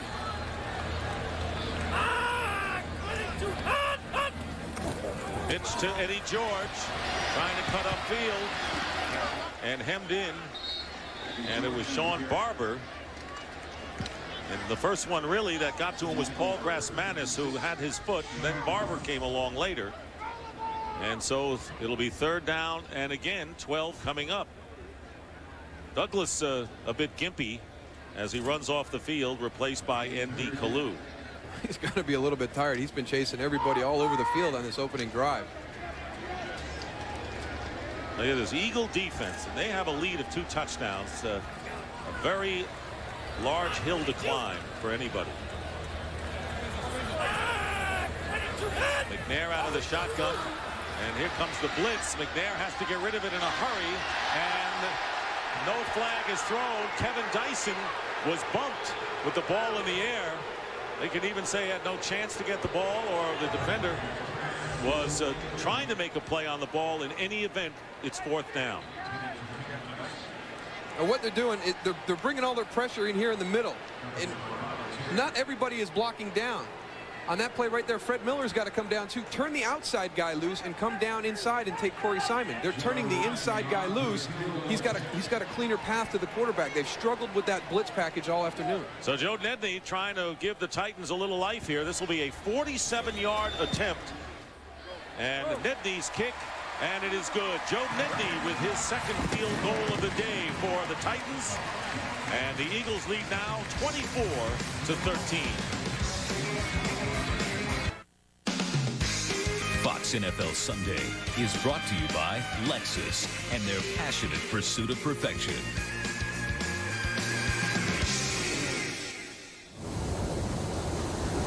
Nashville, Tennessee on opening day, and we want to remind you, coming up next in the second part of our doubleheader, Marshall Faulk leads the potent Rams against Brian Griese and the Broncos. Full day of NFL action continues next on Fox. Man who has to be severely disappointed, Javon Curse, who suffered a broken bone in his foot. Here's the kickoff. Brian Mitchell inside the 5. Mitchell still in stride and still going, and a return up to midfield. Joe Nedney, the kicker, making the stop. So Mitchell with a return, and a flag is down. And preliminary signal is that it's against the Eagles, so not so fast, Sailor.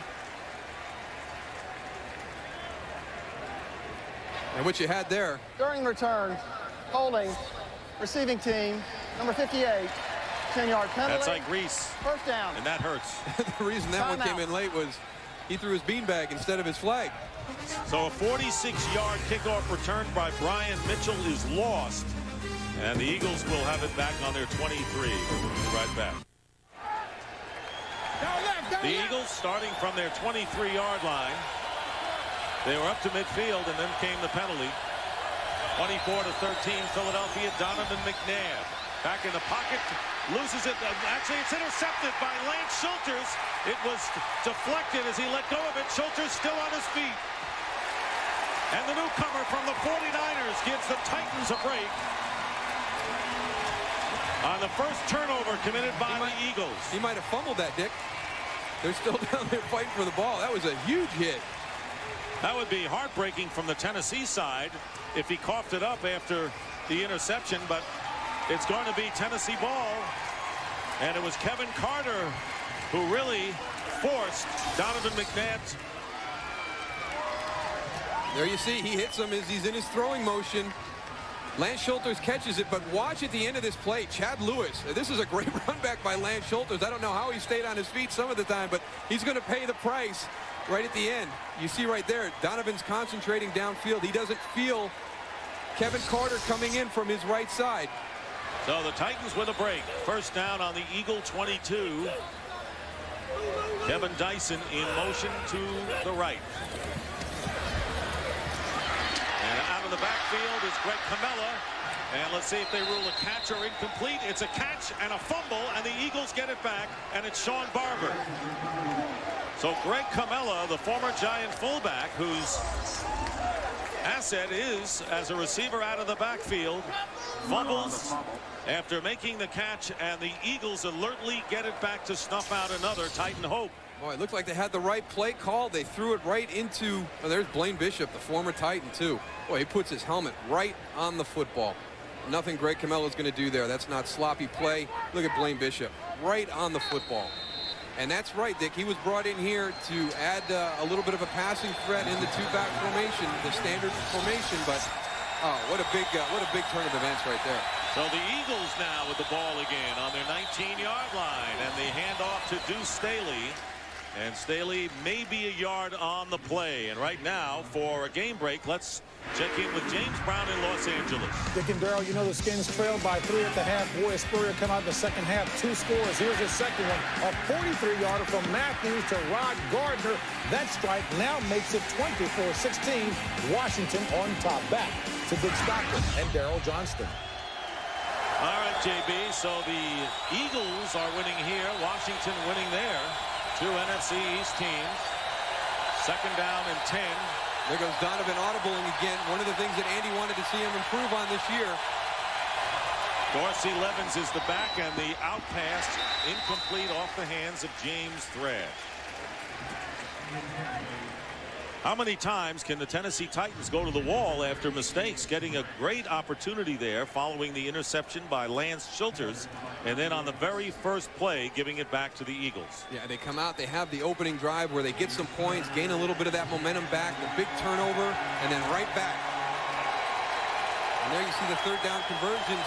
What an improvement today. That has, to me, been the biggest reason that they've had success offensively. Done a great job in third downs this afternoon. And this pass, third down pass to Todd Pinkston, and it's enough for the first down with Andre Dyson covering. And when we talked to Andy Reid in our meeting yesterday, first thing he said, last year, too many third and longs. And that's what that one was right there, a 3rd and 10 situation. And Todd Pinkston does a nice job of getting to the depth he needs for the first down and still affording him the ability to work back to Donovan McNab without losing yards to come up a little bit short. Andy Reid, Jeff Fisher actually did face each other in a high school all-star game in California many years ago. Deuce Staley spinning his way, and a pickup of 3 yards. Albert Hainsworth making the tackle for the Tennessee Titans. This is where that run game is going to be important for the Philadelphia Eagles. They've got to be able to run the ball in a situation like this where they've got an 11-point lead and take time off the clock. They can't get out here and throw incompletes and leave a lot of time for the Tennessee Titans to try and get back into this football game. 2nd and 7. Brian Westbrook behind Donovan McNab. And the pitch to Westbrook. And the rookie from Villanova, who's got some good speed, and he does not get to the sticks. Samari rolled, returning this year after missing several weeks last year with a torn ACL, knocks Westbrook out. They think highly of the rookie from Villanova, third-round pick. He's had a great camp, and he, similar to John Simon with the Titans, has found a place in this offense where specific plays and packages have been created for him. And he's going to get just as many touches as Dorsey and Deuce get, and he's going to make sure that all three of them are on the field during the course of the game. 3rd and 1.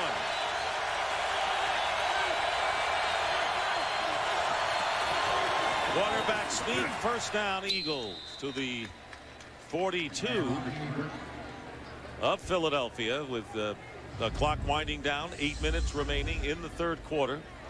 The Eagles leading 24-13. The only points in the second half thus far. Joe Nedney with a 47-yard field goal for Tennessee. Philadelphia doing a nice job right now, running the football, taking time off the clock. That's what they're going to need to do. I can't talk about it enough. Yeah.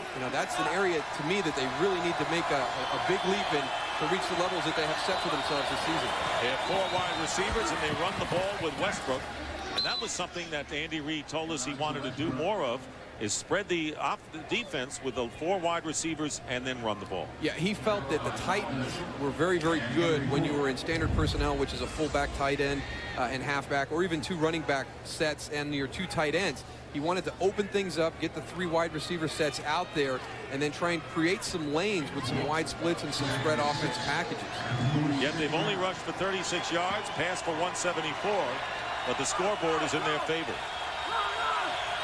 2nd down and 6. McNab on the delay. Westbrook. Brian Westbrook. And straight ahead for the first down to the 42-yard line of the Titans. Gain of 12 yards, and the Eagles in Tennessee territory. And this is very, very important for the Philadelphia Eagles to be able to do. Hank Fraley right there, manned up, right, just giving his back a 2-way go. Nice job of staying square. There goes Brian Westbrook right off the block. You see the strength running through the tackle right there. So it is a nice changeup. Different running styles. Brian Westbrook and Deuce Staley. And they change up the style again. Dorsey Levens is in the game right now, and they hand off to Levens, and Levens diving for about 3 yards inside the Titan 40, where Keith Bullock makes the play, and looks like he's in pain. Boy, for a team that has just gotten healthy coming into the season this year, they have had a lot of guys down on the football field during the course of the game. And a lot of guys for Tennessee, this is their humidity, their heat, and they've suffered as much as the Eagles with the weather. There you see Keith Bullock coming off the field. Good news for the Titans, just a little bit of cramping going on right there. And a hot, humid day, you think that would favor the home team, but I'm a big advocate. I'd rather spend 3-4 hours in it than 5 or 6 weeks. Well, Donald Mitchell has come in as a nickel back. And on 2nd down, here's Deuce Staley, and straight ahead with Kevin Carter on the tackle. We'll bring up a 3rd and a long 5 for the Eagles with under 6 minutes to go here in this 3rd quarter. Deuce Staley having a fine opening game as a receiver and a rusher. Caught a touchdown pass on a shovel pass in the 1st quarter from Donovan McNab. So 3rd down and 4. So it's not a long 5, it's a short 4. Dorsey Levens, the back, and the pass short of the 1st down, and it's caught by Chad Lewis. Yeah, Tank Lewis. I tell you, Tank Lewis, a rookie from Stanford, Tank Williams that is, starting his first NFL game, and he has done a pretty good job against a tough tight end, and he prevented the 1st down there. He really has had a nice afternoon, and you talk, the big adjustment for young guys in this scheme is just acquiring it and learning everything. And when they told us that their big matchup was going to be Tank Williams against Chad Lewis, we were kind of surprised. We thought they might use Keith Bullock a little bit more, but he's done a nice job this afternoon. Right there, a big hit that makes him a little bit short on 1st down. Yeah, Jim Schwartz has to be happy with that. The Eagles go for it on 4th down. Another quarterback sneak, And it looks as if Donovan McNab has the necessary yardage to keep the sticks. And McNab, as he told us, the weight training has really bulked him up even some more. Yeah, he's put on 10 pounds. He's up to about 240 pounds. And that's 2 consecutive conversions on quarterback sneaks. So that must have been his thing. Look at the leg drive and second effort. Fight for those yards. He was a big guy last year. I tell you what, he walked into the room yesterday. Whew, man. Quarterbacks are getting huge in the NFL. Dante Culpepper, another one as an example. Here's the handoff, Dorsey Levens. And holding on to Levens was Donald Mitchell, but he gets good yardage on first down, picking up about 5 yards. So the Eagles, it's the old San Francisco 49ers West Coast offense. Build up a lead and then run the ball in the second half and chew up the clock. But that was a question mark coming into the season. Could Philadelphia run the ball and take time off the clock? And this drive right here, their offensive line has taken control of the line of scrimmage. Second down and 4. There's the audible called by McNab. And let's see if the hard count threw the Titans off. No, it'll be false start instead. Offense. Number 74, 5-yard penalty, second down. Doug Brzezinski, the guard who replaced John Welburn, who suffered a fractured left fibula in the first quarter.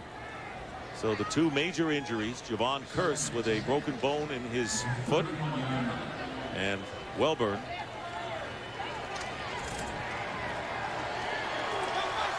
Second and 9.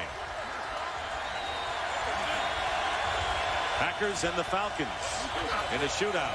And the flip to Cecil Martin. First carry, not a charm for Cecil Martin and the Eagles. First time he's handled the ball, and a loss of 2 yards on the play thanks to Robert Smith.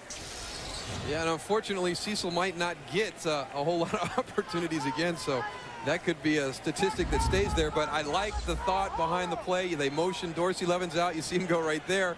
There's a crack on the play, and that's just a nice play by Robert Smith, getting upfield and beating the charge and disrupting that play.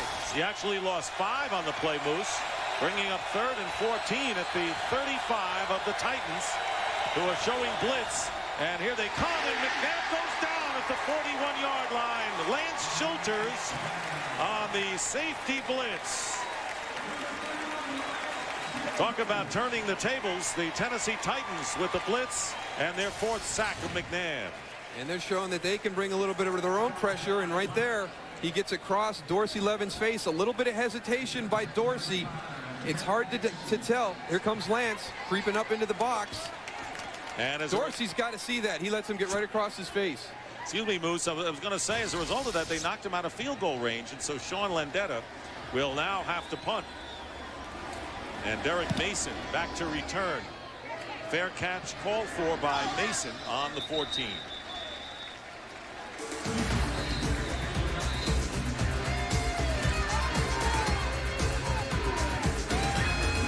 Is brought to you by Southwest Airlines, proud sponsor of the NFL and official airline of Super Bowl 37. By Applebee's Neighborhood Grill and Bar, eating good in the neighborhood. Applebee's. By Sprint, introducing PCS Vision, clearly a whole new way to look at wireless. And by Nike. Dick Stockton, Daryl Johnston, and Don Tollefson here in Nashville. The Eagles had the ball for nearly 9 minutes on that drive and came up empty, did not get any points. Lance Schulters with a little cramp, but he had that 6-yard sack, which forced the Eagles to punt. Now the Titans from the 14-yard line, trailing by 11. Eddie George. And George picking up a couple. Hugh Douglas making the tackle. Well, Steve McNair coming off his career season, Moose. He has done the job percentage-wise. Terrific. 14 of 18, 155 yards. The touchdown pass to George, which started the scoring today, and no interceptions. Yeah, he got off to a great start this afternoon. Unfortunately, they have slowed a little bit offensively, but again, it's just mistakes. You saw the rating right there, over 120. Just a great afternoon for Steve McNair. Second down and 9. Whitecheck moving out to the left. McNair up the middle to George. Eddie George with a couple of nifty moves has the first down at the 26-yard line, and a pickup of 11 for the Titans. Well, the best thing Eddie George does right here is when he catches the ball, he turns and gets north and south right away. And watch Barry Gardner come up. A quick little move right there, but then he is straight up the field before he starts to try and make a big play. And the time running out, nearly a half a minute remaining in the third quarter. Block 22. We're good. On first down, McNair, and unable to make the grab on the high toss is Derek Mason.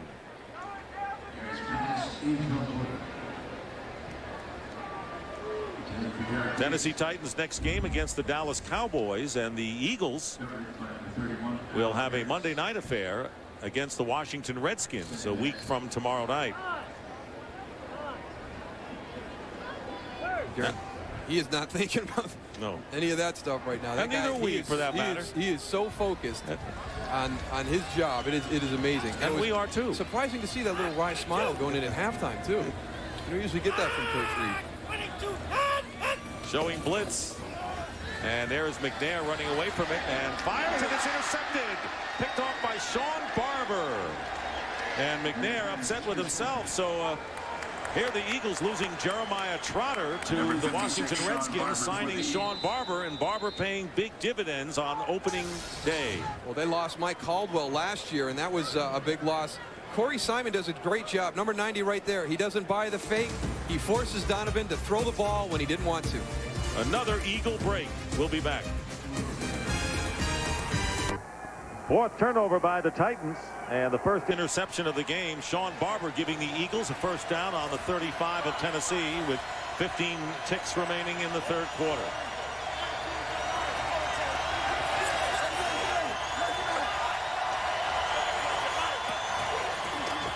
McNab picked off. Andre Dyson. That's twice today we have had back-to-back turnovers. And McNab with his second interception, and Dyson now down on the field. Andre Dyson, the second-year cornerback, and he is hurting. Have you seen as many of these kinds of injuries in this kind of weather in an opening game, Moose? I tell you what, Dick, when we were in Dallas and we would practice in Austin, I really felt that it was worse to stay in it a long time and let the heat take its toll as opposed to coming in and playing an afternoon in it. And again, it's Andre Dyson. It looks like it's going to be cramping again. You saw him pulling the toes up. They're bringing the water out onto the field right now. So here's a team that's been 5 or 6 weeks in this heat and humidity. Philadelphia's come down, and they're playing in it for one afternoon, and they're just struggling with it. And what a great read by Andre Dyson. Believe what you've seen and what your coaches have talked to you on the sideline. Know the tendencies of a team. On first down, they like to throw short. He just stood right where he was supposed to be, relied on his instincts, and Donovan threw the ball right to him. Pickle juice. We know the Eagles are into pickle juice. What about the Titans? But that pass intended for Thrash picked off. Second Eagle turnover, so 10 seconds remaining, and the Titans with it on their own 33. Keep it on the ground to Eddie George. And George getting about 4 yards, and Dyson is heading for the locker room as the clock runs down. And that is the end of the third quarter here at the Coliseum in Nashville with the score, the Eagles 24, the Titans 13. Fox NFL Sunday from Nashville will continue after a word from your local Fox station. Back at the Coliseum in Nashville, we begin the fourth quarter.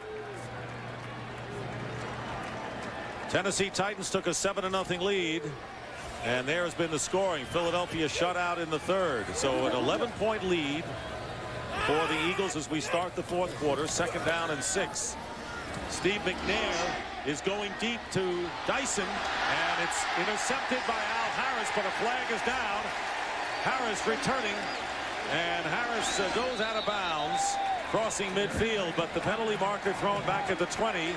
They had double coverage on Kevin Dyson with Harris and the former Titan Blaine Bishop, and this will go against the Eagles. So the Titans get a break here, and will have first down in Eagle territory, a 39-yard penalty. Pass interference. Defense, number 24. And it's on Automatic. Blaine Bishop, who spent 9 years with this franchise, the first 4 in Houston, last 5 here in Tennessee. And he's going to be the safety that's given help over the top to Al Harris. You see right there, he just kind of gets caught, it gets a little bit in the way and trips up Kevin Dyson. That was an easy one for the officials. You know, you throw the ball deep and 2 good things can happen. You can either make the catch or, in this situation, get the PI. So nullify the interception, and the Titans with a first down on the 23-yard line of the Eagles, with a chance to cash in here early in the 4th. And the quick pass to Derek Mason, and they get a few, about a couple on that play with Al Harris defending against Mason. Boy, did he break on that immediately. That ball came out to Derek Mason. Al Harris goes from back pedal to full speed forward. You can see why Jim Johnston likes him so much as a cover corner. Second down and 7. Titans going with the 2 tight end alignment with Wycheck and Aaron Kinney.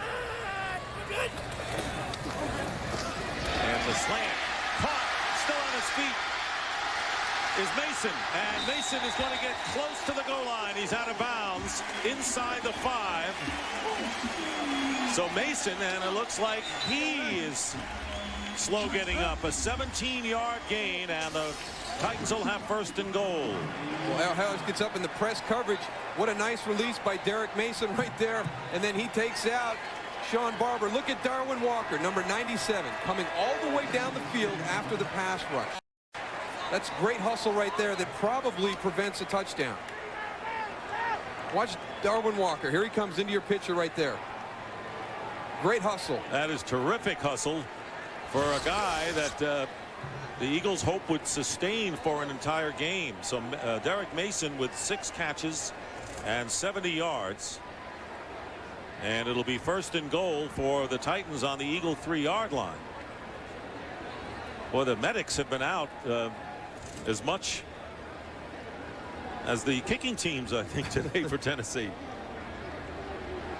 Well, unfortunately, right there, though, that's one of the more severe injuries for the Tennessee Titans, with Javon Curse out with a broken foot. And the respect that the Philadelphia organization had for him coming into this game, that was one of their big concerns, was the way he pursues and just never gives up on a play and making big plays downfield. And for him to go out as early as he did in this game has really been a big loss for the Tennessee Titans. Yeah, huge when you consider the big picture. Now, Carlos Hall, the rookie, played very well, but you know, Hall is not Curse, and Carter looks like he is having a rejuvenated year.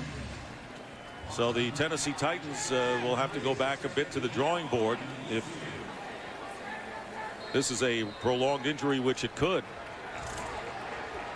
Drew Bennett has come into the game as Mason goes out. First and goal at the 3 for Tennessee early here in the 4th.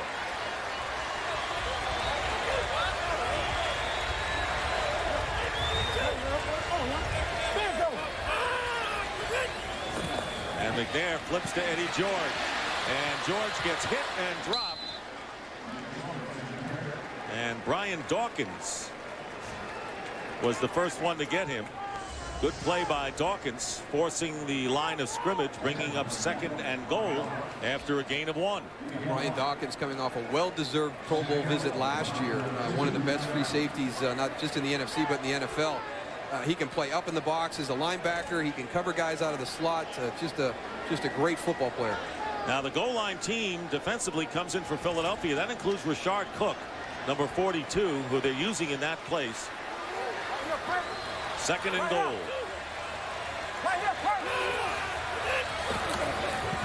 And play fake, and the pass, the blitz was on, and unable to hold on to it was Greg Camella.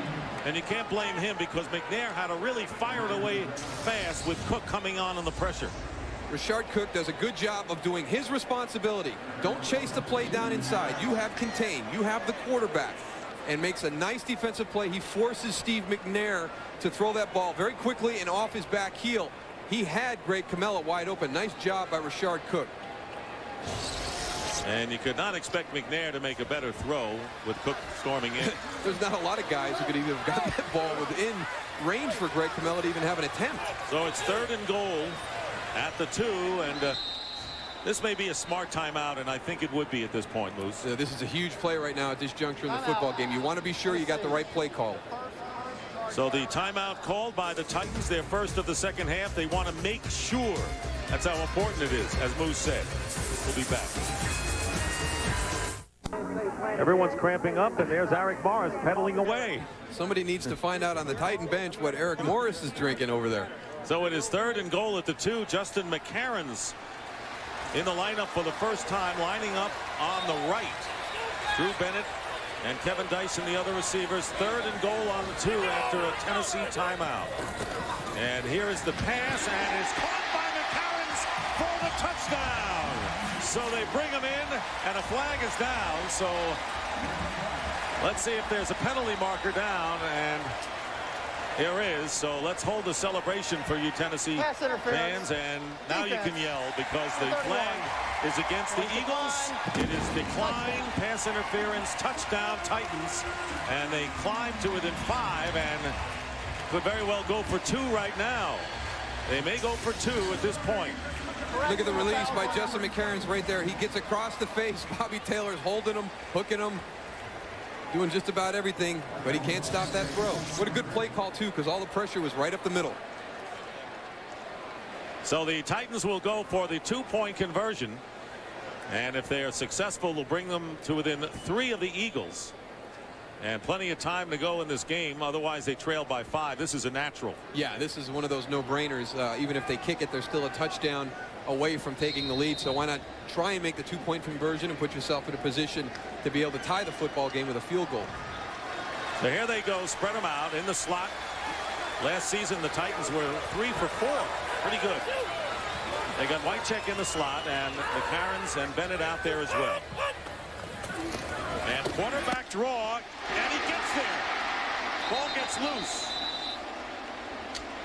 It does not go. He was short. He had lost the ball before he crossed the plane. It remains 24-19. Well, the 2-point conversion went by the boards, but Justin McCarron's with his first career touchdown. A 2-yard pass, but it happened on 3rd down. And finally, the Titans get some points off of an Eagle mistake.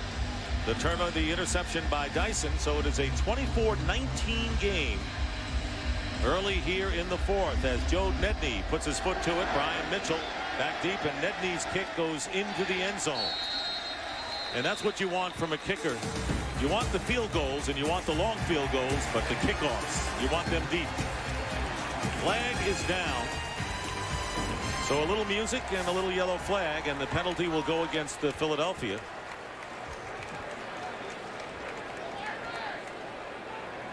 Well, it couldn't have been on the return. There was none. I think they called it. Yeah. How do you get in trouble on a touchback?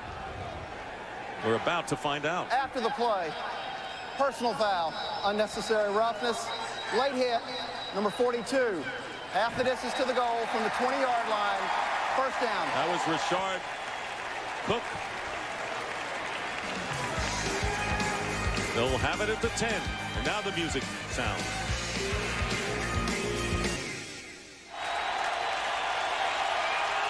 Good news, bad news for the Titans. Keith Bullock, the linebacker, in the game, but Mike Eccles, a rookie, replaces Andre Dyson. So there are 2 rookies in the Tennessee secondary from the 10-yard line, and the pass to Pinkston, and he did not have control of the ball. Oh, yes, they say a catch. Yes, he makes the catch at the 18-yard line after the bobble. So the official right on it. Donovan McNab wastes little time testing Mike Eccles. Yep, he's got that security. He's dragging the feet. Good job by the officials. Good job by Todd Pinkston. Officials look hands first, then feet. Second down and 1. Handoff and running play to Brian Westbrook. Carlos Hall in on the tackle and still short of the first down. Donovan McNab with 3 touchdown passes today, but it's been the downhill graph since then. Yeah, he got off to a heck of a start, but you see right there, 3 out of 11 with the 2 interceptions since that great start. 3rd and 1.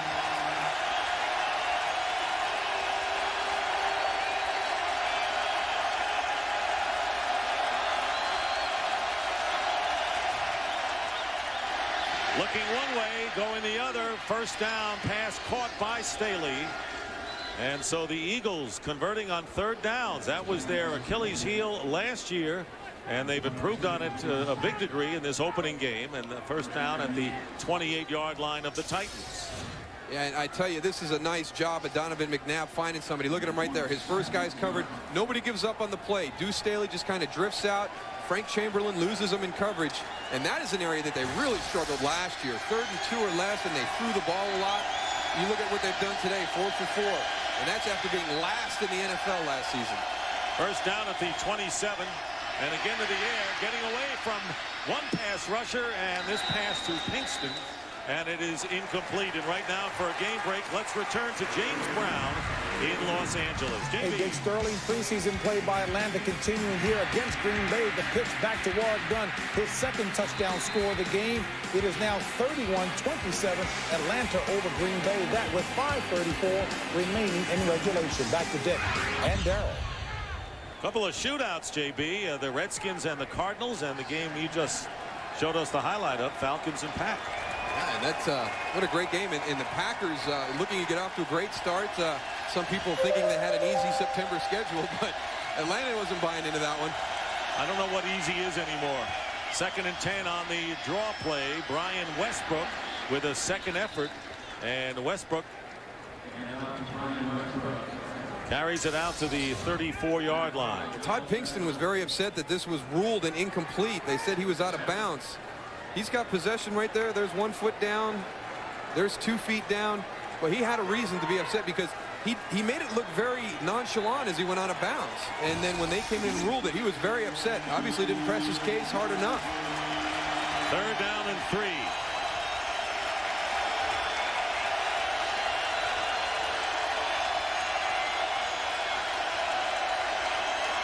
Pitch to Westbrook. Turning the corner. First down, Eagles. So twice now they have converted on 3rd downs and are charging toward midfield. What a nice job by Brian Westbrook, just getting downhill. This is a pitch out to the right side, but he knows where that first down marker is. Watch this. As this run gets towards the end, he lowers his shoulder and gets all his momentum going forward. That's a very, very veteran-like play by a first-year running back. 4th quarter, 9:40 remaining. The Eagles lead by 5.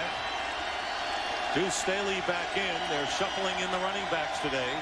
And they hand off to Staley. And Deuce, nothing. No gain. Bringing up 2nd down and 10.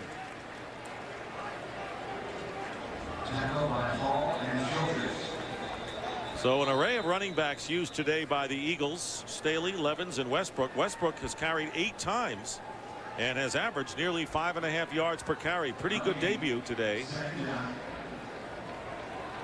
Well, the good thing that does is it keeps everybody fresh in that backfield. And we've got another Tennessee Titan down on the field. Now Samari Rolle is down being attended to. But, that's what we've seen with Philadelphia. They've been able to platoon their skill positions, and we haven't seen this on their side of the ball. They're rotating the running backs. They've got a lot of different guys coming in the wide receiver position, playing different personnel groups. So they've been able to stay fresh in this heat and humidity here. We have had a lot of players go down because of the heat problem. And this time Samari Rolle. Well, Fox NFL Sunday returns next week when JB, Terry, and Howie welcome special guest John Elway. The future Hall of Famer will tell our guys who he thinks are the elite quarterbacks in the game today and helps break down next week's games. It all starts at noon Eastern, 9 Pacific next week, followed by exciting NFL action, as most of you will see. The Giants take on the Rams. Giants losing to the 49ers. on a late field goal on Thursday night to kick off this NFL season, and it has been a great weekend of NFL football. And in New York, they had a huge party at Times Square to start it off. But the Giants now with 10 days to get ready for another tough game at St. Louis, and the 49ers winning their opener. Hopefully they'll keep that as a tradition with the Thursday night kickoff, and whether it's the Giants-Jets rotation, there's been some talk about Chicago and Washington and Dallas also involved, but it just adds a little bit of a special flavor to the opening weekend, similar to what baseball has with opening day. Well, in the secondary, Andre Dyson has come back in for the Tennessee Titans, but Frank Chamberlain has replaced Randall Godfrey at middle linebacker for Tennessee. 2nd and 10 for Philadelphia. Now Dorsey Levens has come in and running back. Pass play.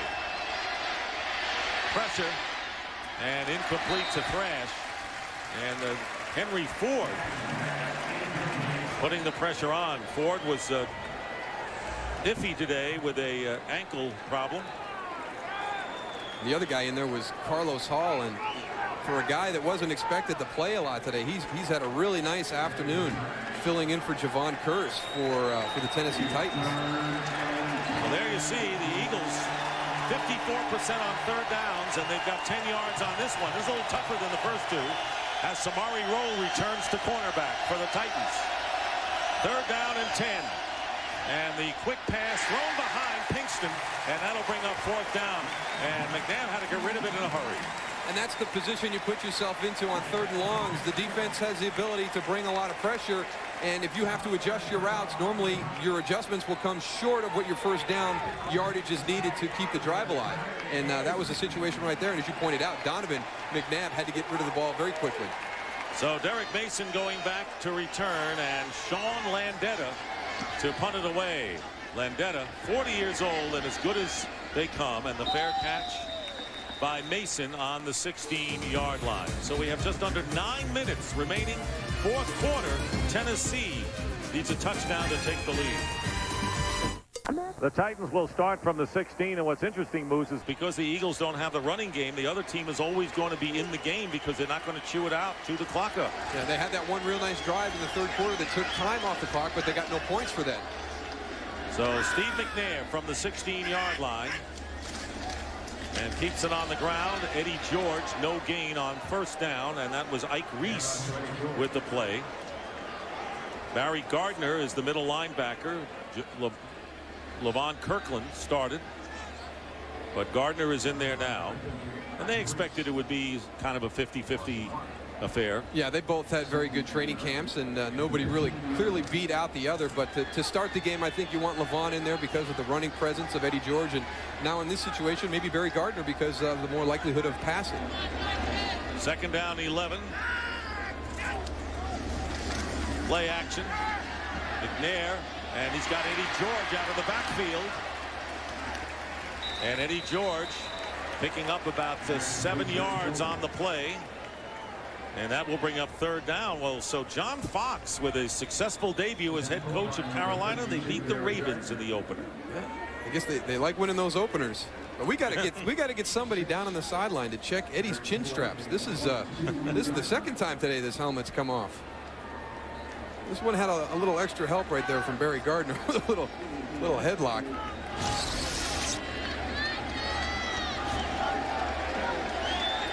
So it's 3rd down and 4. Tennessee has been perfect from that distance on 3rd downs today.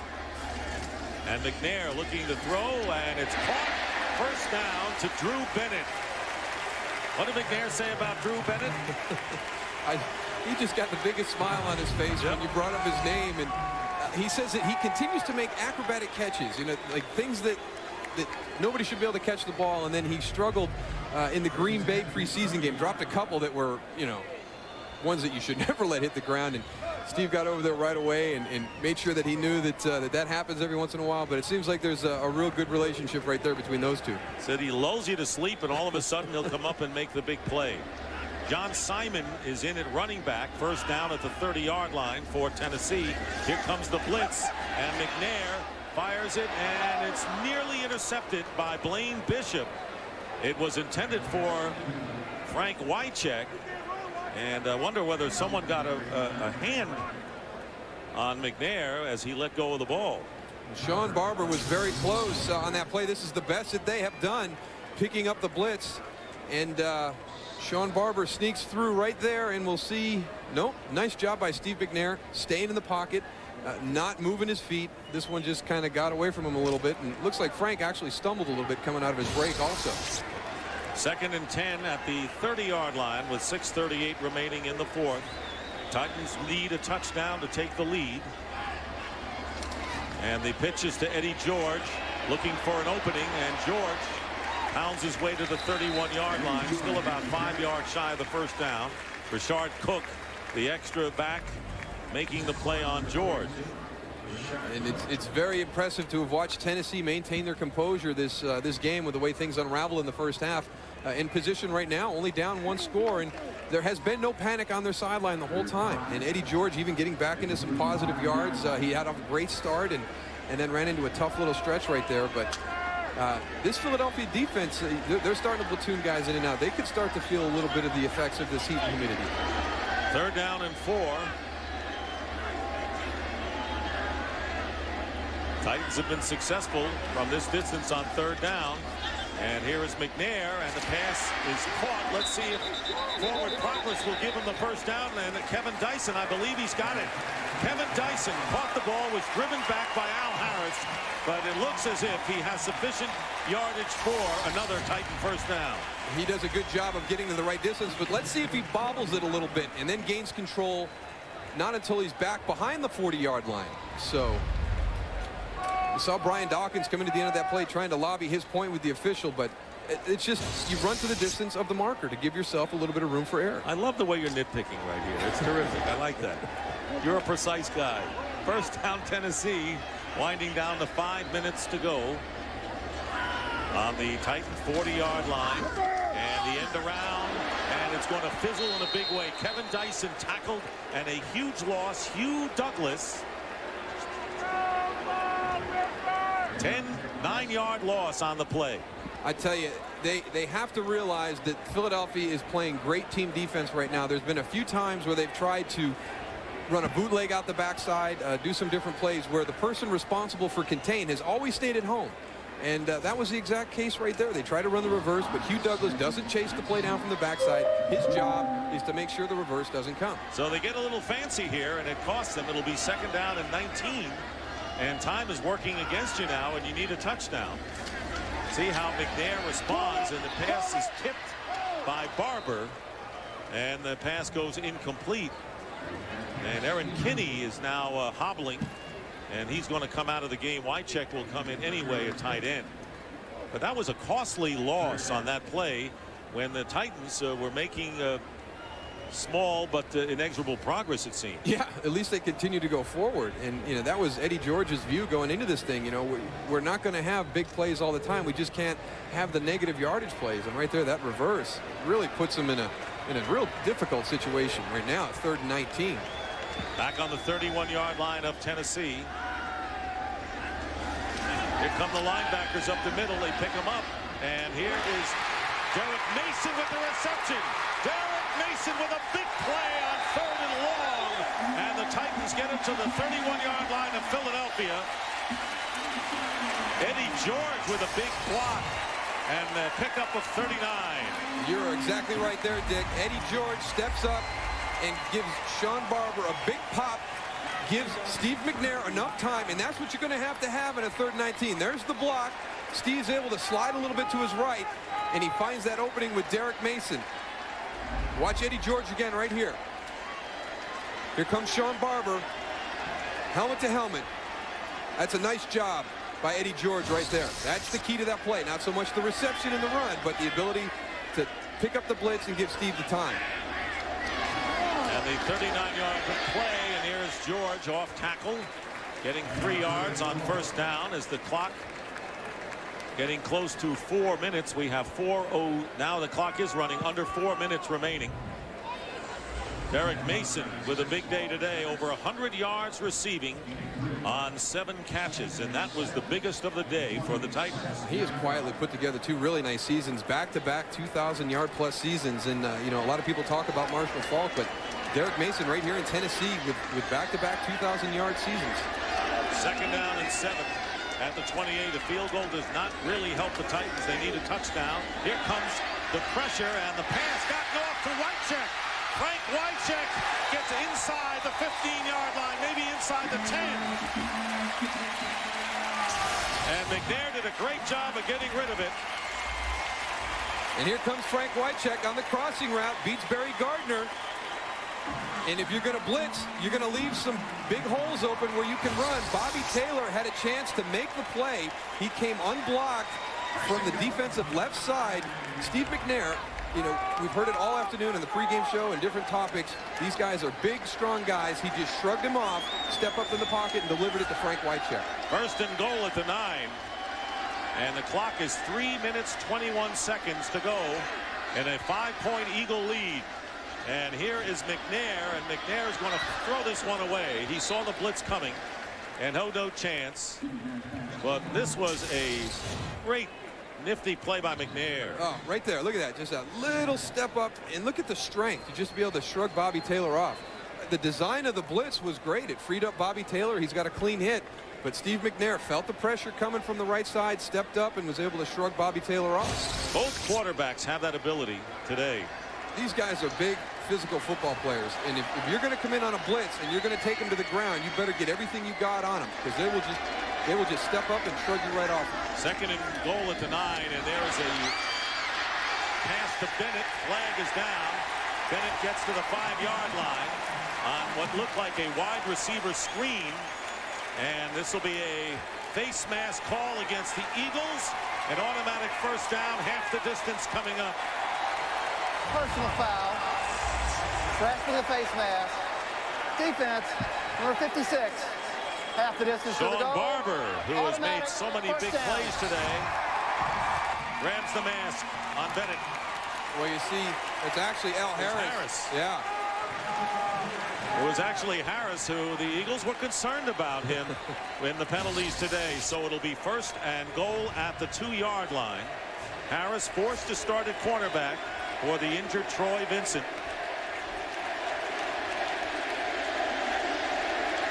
1st and goal at the 2. Titans looking to take the lead in this game, and the pitch to Eddie George. It's a race for the end zone. Touchdown, Tennessee.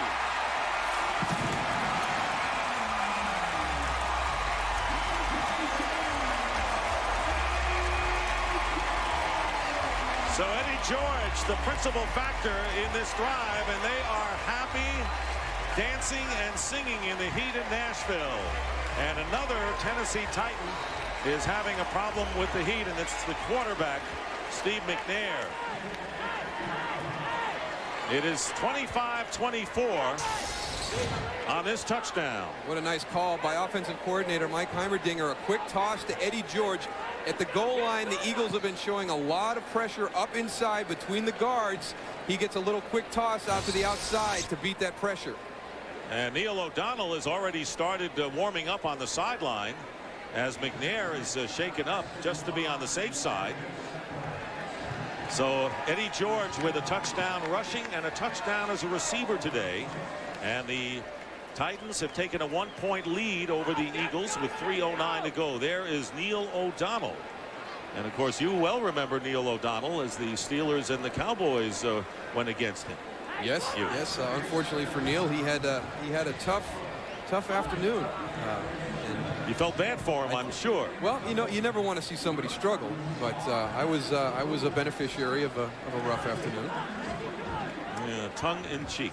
Anyway, the greatest pennant race in recent history is underway, and when the dust clears, Fox is in place to see the postseason drama unfold. We've got all the action covered, starting with the division series, continuing through the dramatic ALCS and the NLCS, and culminating with the 2002 World Series. The baseball playoffs come to Fox this fall. Well, the big reason that we've got Neil O'Donnell up and throwing is the Titans need to go for 2 points right here to get it to 27-24, and Steve McNair is going to have to come off the field. for that play. And here comes O'Donnell.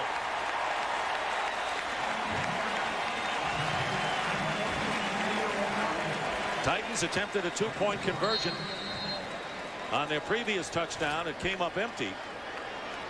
But now after Eddie George's 2-yard touchdown run, O'Donnell will try to give the Titans a 3-point lead. The Eagles know if they stop them, a field goal could win it for them. And the pitch going to George, and he gets in there.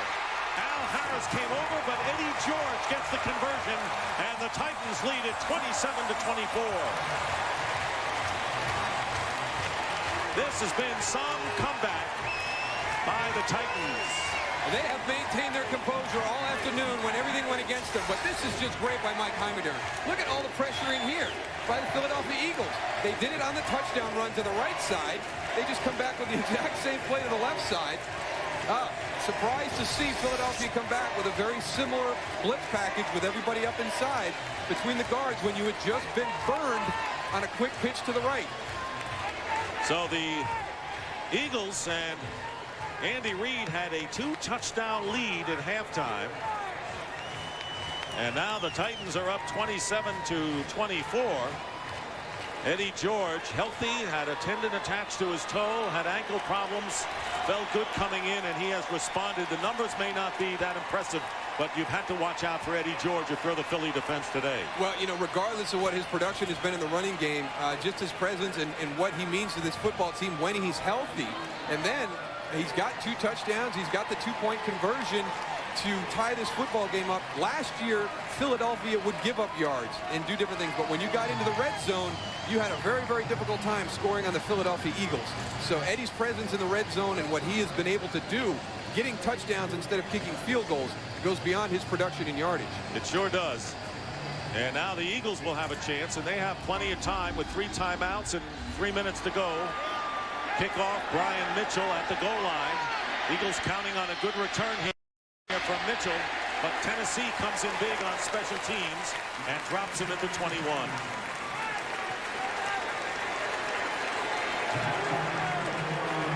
Coming up next, it'll be the St. Louis Rams and the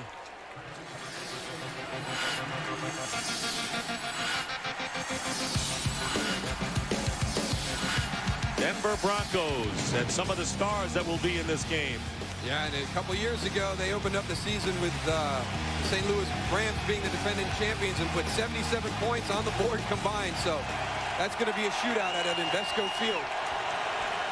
First down at the 23. Crowd at a fevered pitch. McNab on first down. Goes down. And the whistle is blown. And McNab is sacked inside his 15 by Carlos Hall, who has been a defensive hero today, playing in place of the injured Javon Curse. He has just had an absolute huge day this afternoon. I mean, you lose Javon Curse on your first defensive series, and you're just not going to get the type of production you got from Javon. But I tell you what, Carlos Hall has come very, very close. He has made some huge plays this afternoon. Rookie from Arizona, picked on the 7th round, loss of 8. Second down and 9-yard loss. They need 19 yards, and McNab looking to run and he slides at about the 25-yard line. Still will need about 8 yards, and McNab under pressure today has been sacked 4 times, hit, hurried, and picked off. Yeah, and this will be that next thing that everybody wants Donovan McNab to be able to do. Take your team down with 2 minutes to go, with everything on the line, and pull in a victory. Not necessarily carrying the team. Everybody else has stepped up. All right, Donovan, this is your stage. And he's got to have help. And as we pointed out, as we have the 2-minute warning, is it a one-man offense? We'll find out. 2-minute warning, and let's see if the heartbreaks continue for the Eagles, who lost to Arizona 2 years ago as time expired. Beaten by the Rams in overtime at home last year. They were leading by 2 touchdowns and now trail by 3. And we'll find out. We talked about in the beginning, is McNab the whole offense of this team, Moose? Well, we're going to find out here over the next 2 minutes. First down on the 25.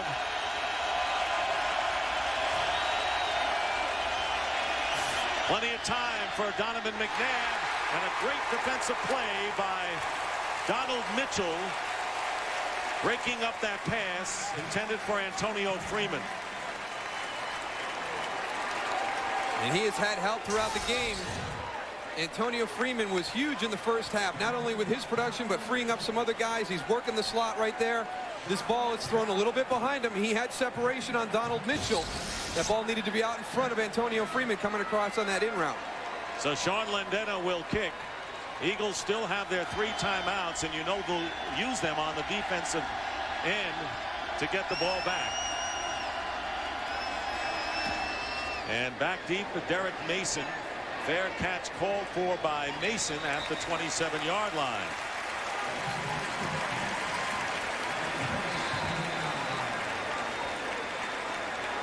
Well, it's been quite an opener as Donald Mitchell shaken up and Sean Landeta over there, and so many players have cramped up, but it gives us an opportunity here to thank some people. Today's game being produced by Bob Stenner and directed by Sandy Grossman.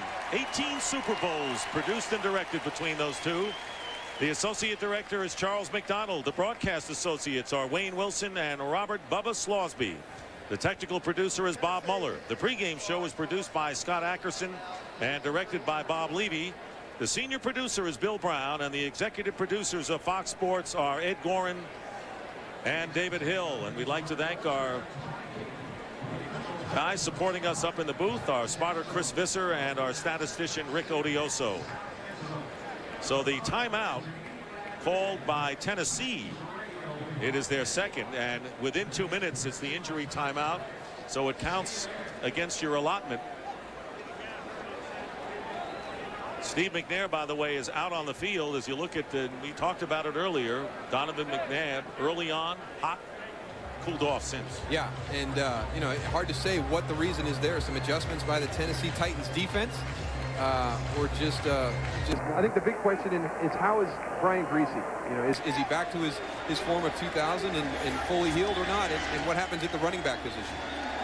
Those are questions for later. Right now, 1st and 10 for the Titans on the 27. Steve McNair is back in at quarterback, and Eddie George running the ball, and the Eagles will be forced to use their timeouts, which they use one of them here to stop the clock. We watched Tennessee practice this exact scenario at the facility on Friday, the 4-minute period that they did, and actually it's the first time I'd ever heard of that. And what they do is they script plays that they're going to use in this situation to run the clock out. And you talk about coaches having every base covered. Jeff Fisher, you know, doing a little session right at the end of practice on Friday for this exact scenario that he faces right now. Eagles with 2 timeouts remaining. And McNair doing a terrific job today and coming off his best year. You know, Tennessee became a passing team out of necessity for Jeff Fisher last year with Eddie George banged up. And now they have the threat to go both ways. And you have to go back to that 39-yard play to Mason. Oh. And that was the huge play today. That, on 3rd and 19. Yeah, exactly. And that may prove to be the difference. But we've got more time for the drama to unfold. It'll be 2nd down and 8. Again, Eddie George.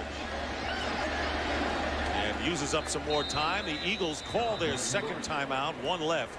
And another player is banged up or cramped up. 30-second timeout.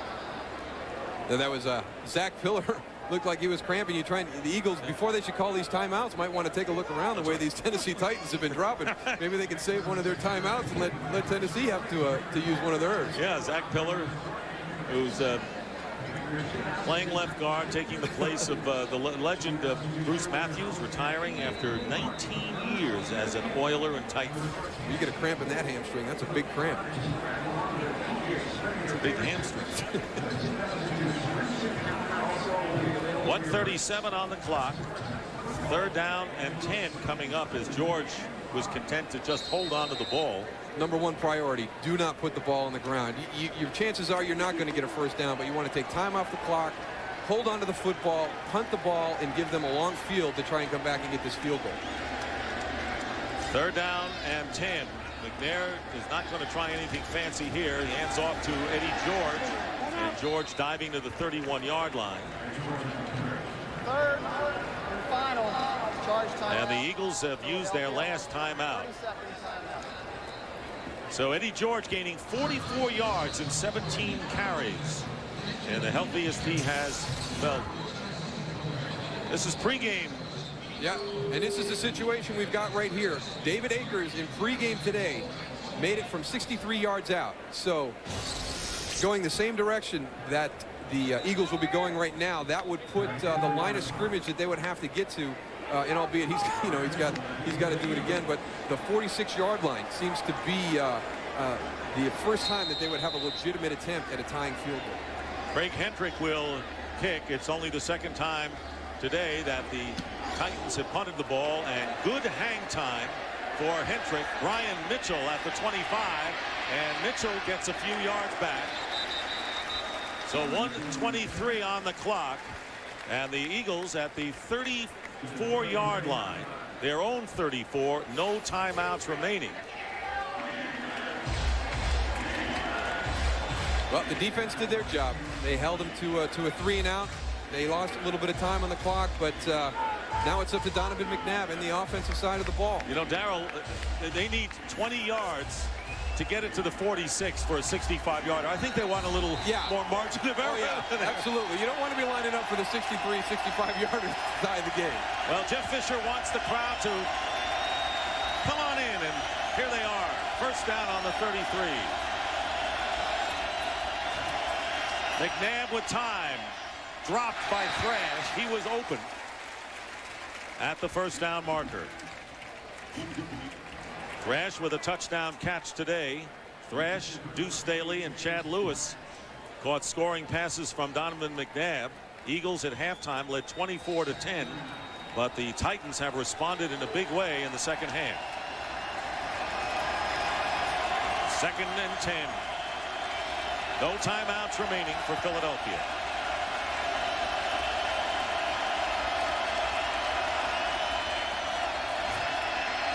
And McNab loses the ball. And the Tennessee Titans get it back. Titans get it back. Kevin Carter, I think, recovered it.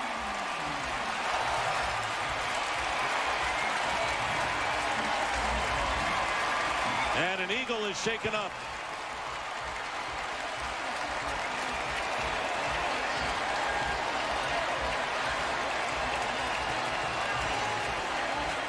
First thing we got to do, we'll go back and take a look. It looks like it was Carlos Hall again with a monster afternoon today.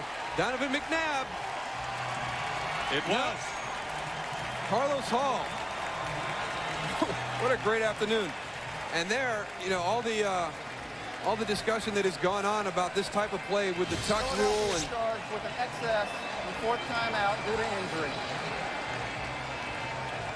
Clearly, that is a fumble by Donovan McNab, and Chad Lewis up on his feet going to the sideline.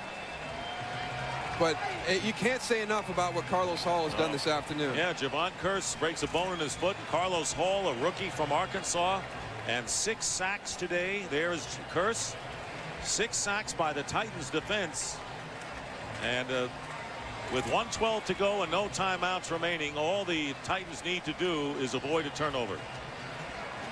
Or we should say a fumble, because they're not going to put the ball in the air. 27-24 Tennessee. In a game in which countless players had heat cramps. Other players were hurt. Welburn with a fractured left fibula. Javon Curse hurt.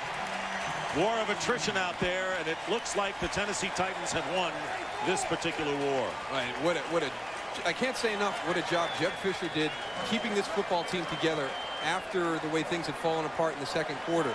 And the most disappointing thing to Andy Reid for the Philadelphia Eagles has to be to have a 14-point lead and to have opportunities in the second half to really put this football game away.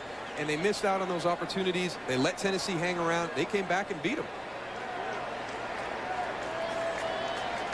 And the contrast and the emotion on the sidelines in this, the opening game, and it's just one game. Eagles know that. They lost to the Rams last year in the opener, got within a game of the Super Bowl.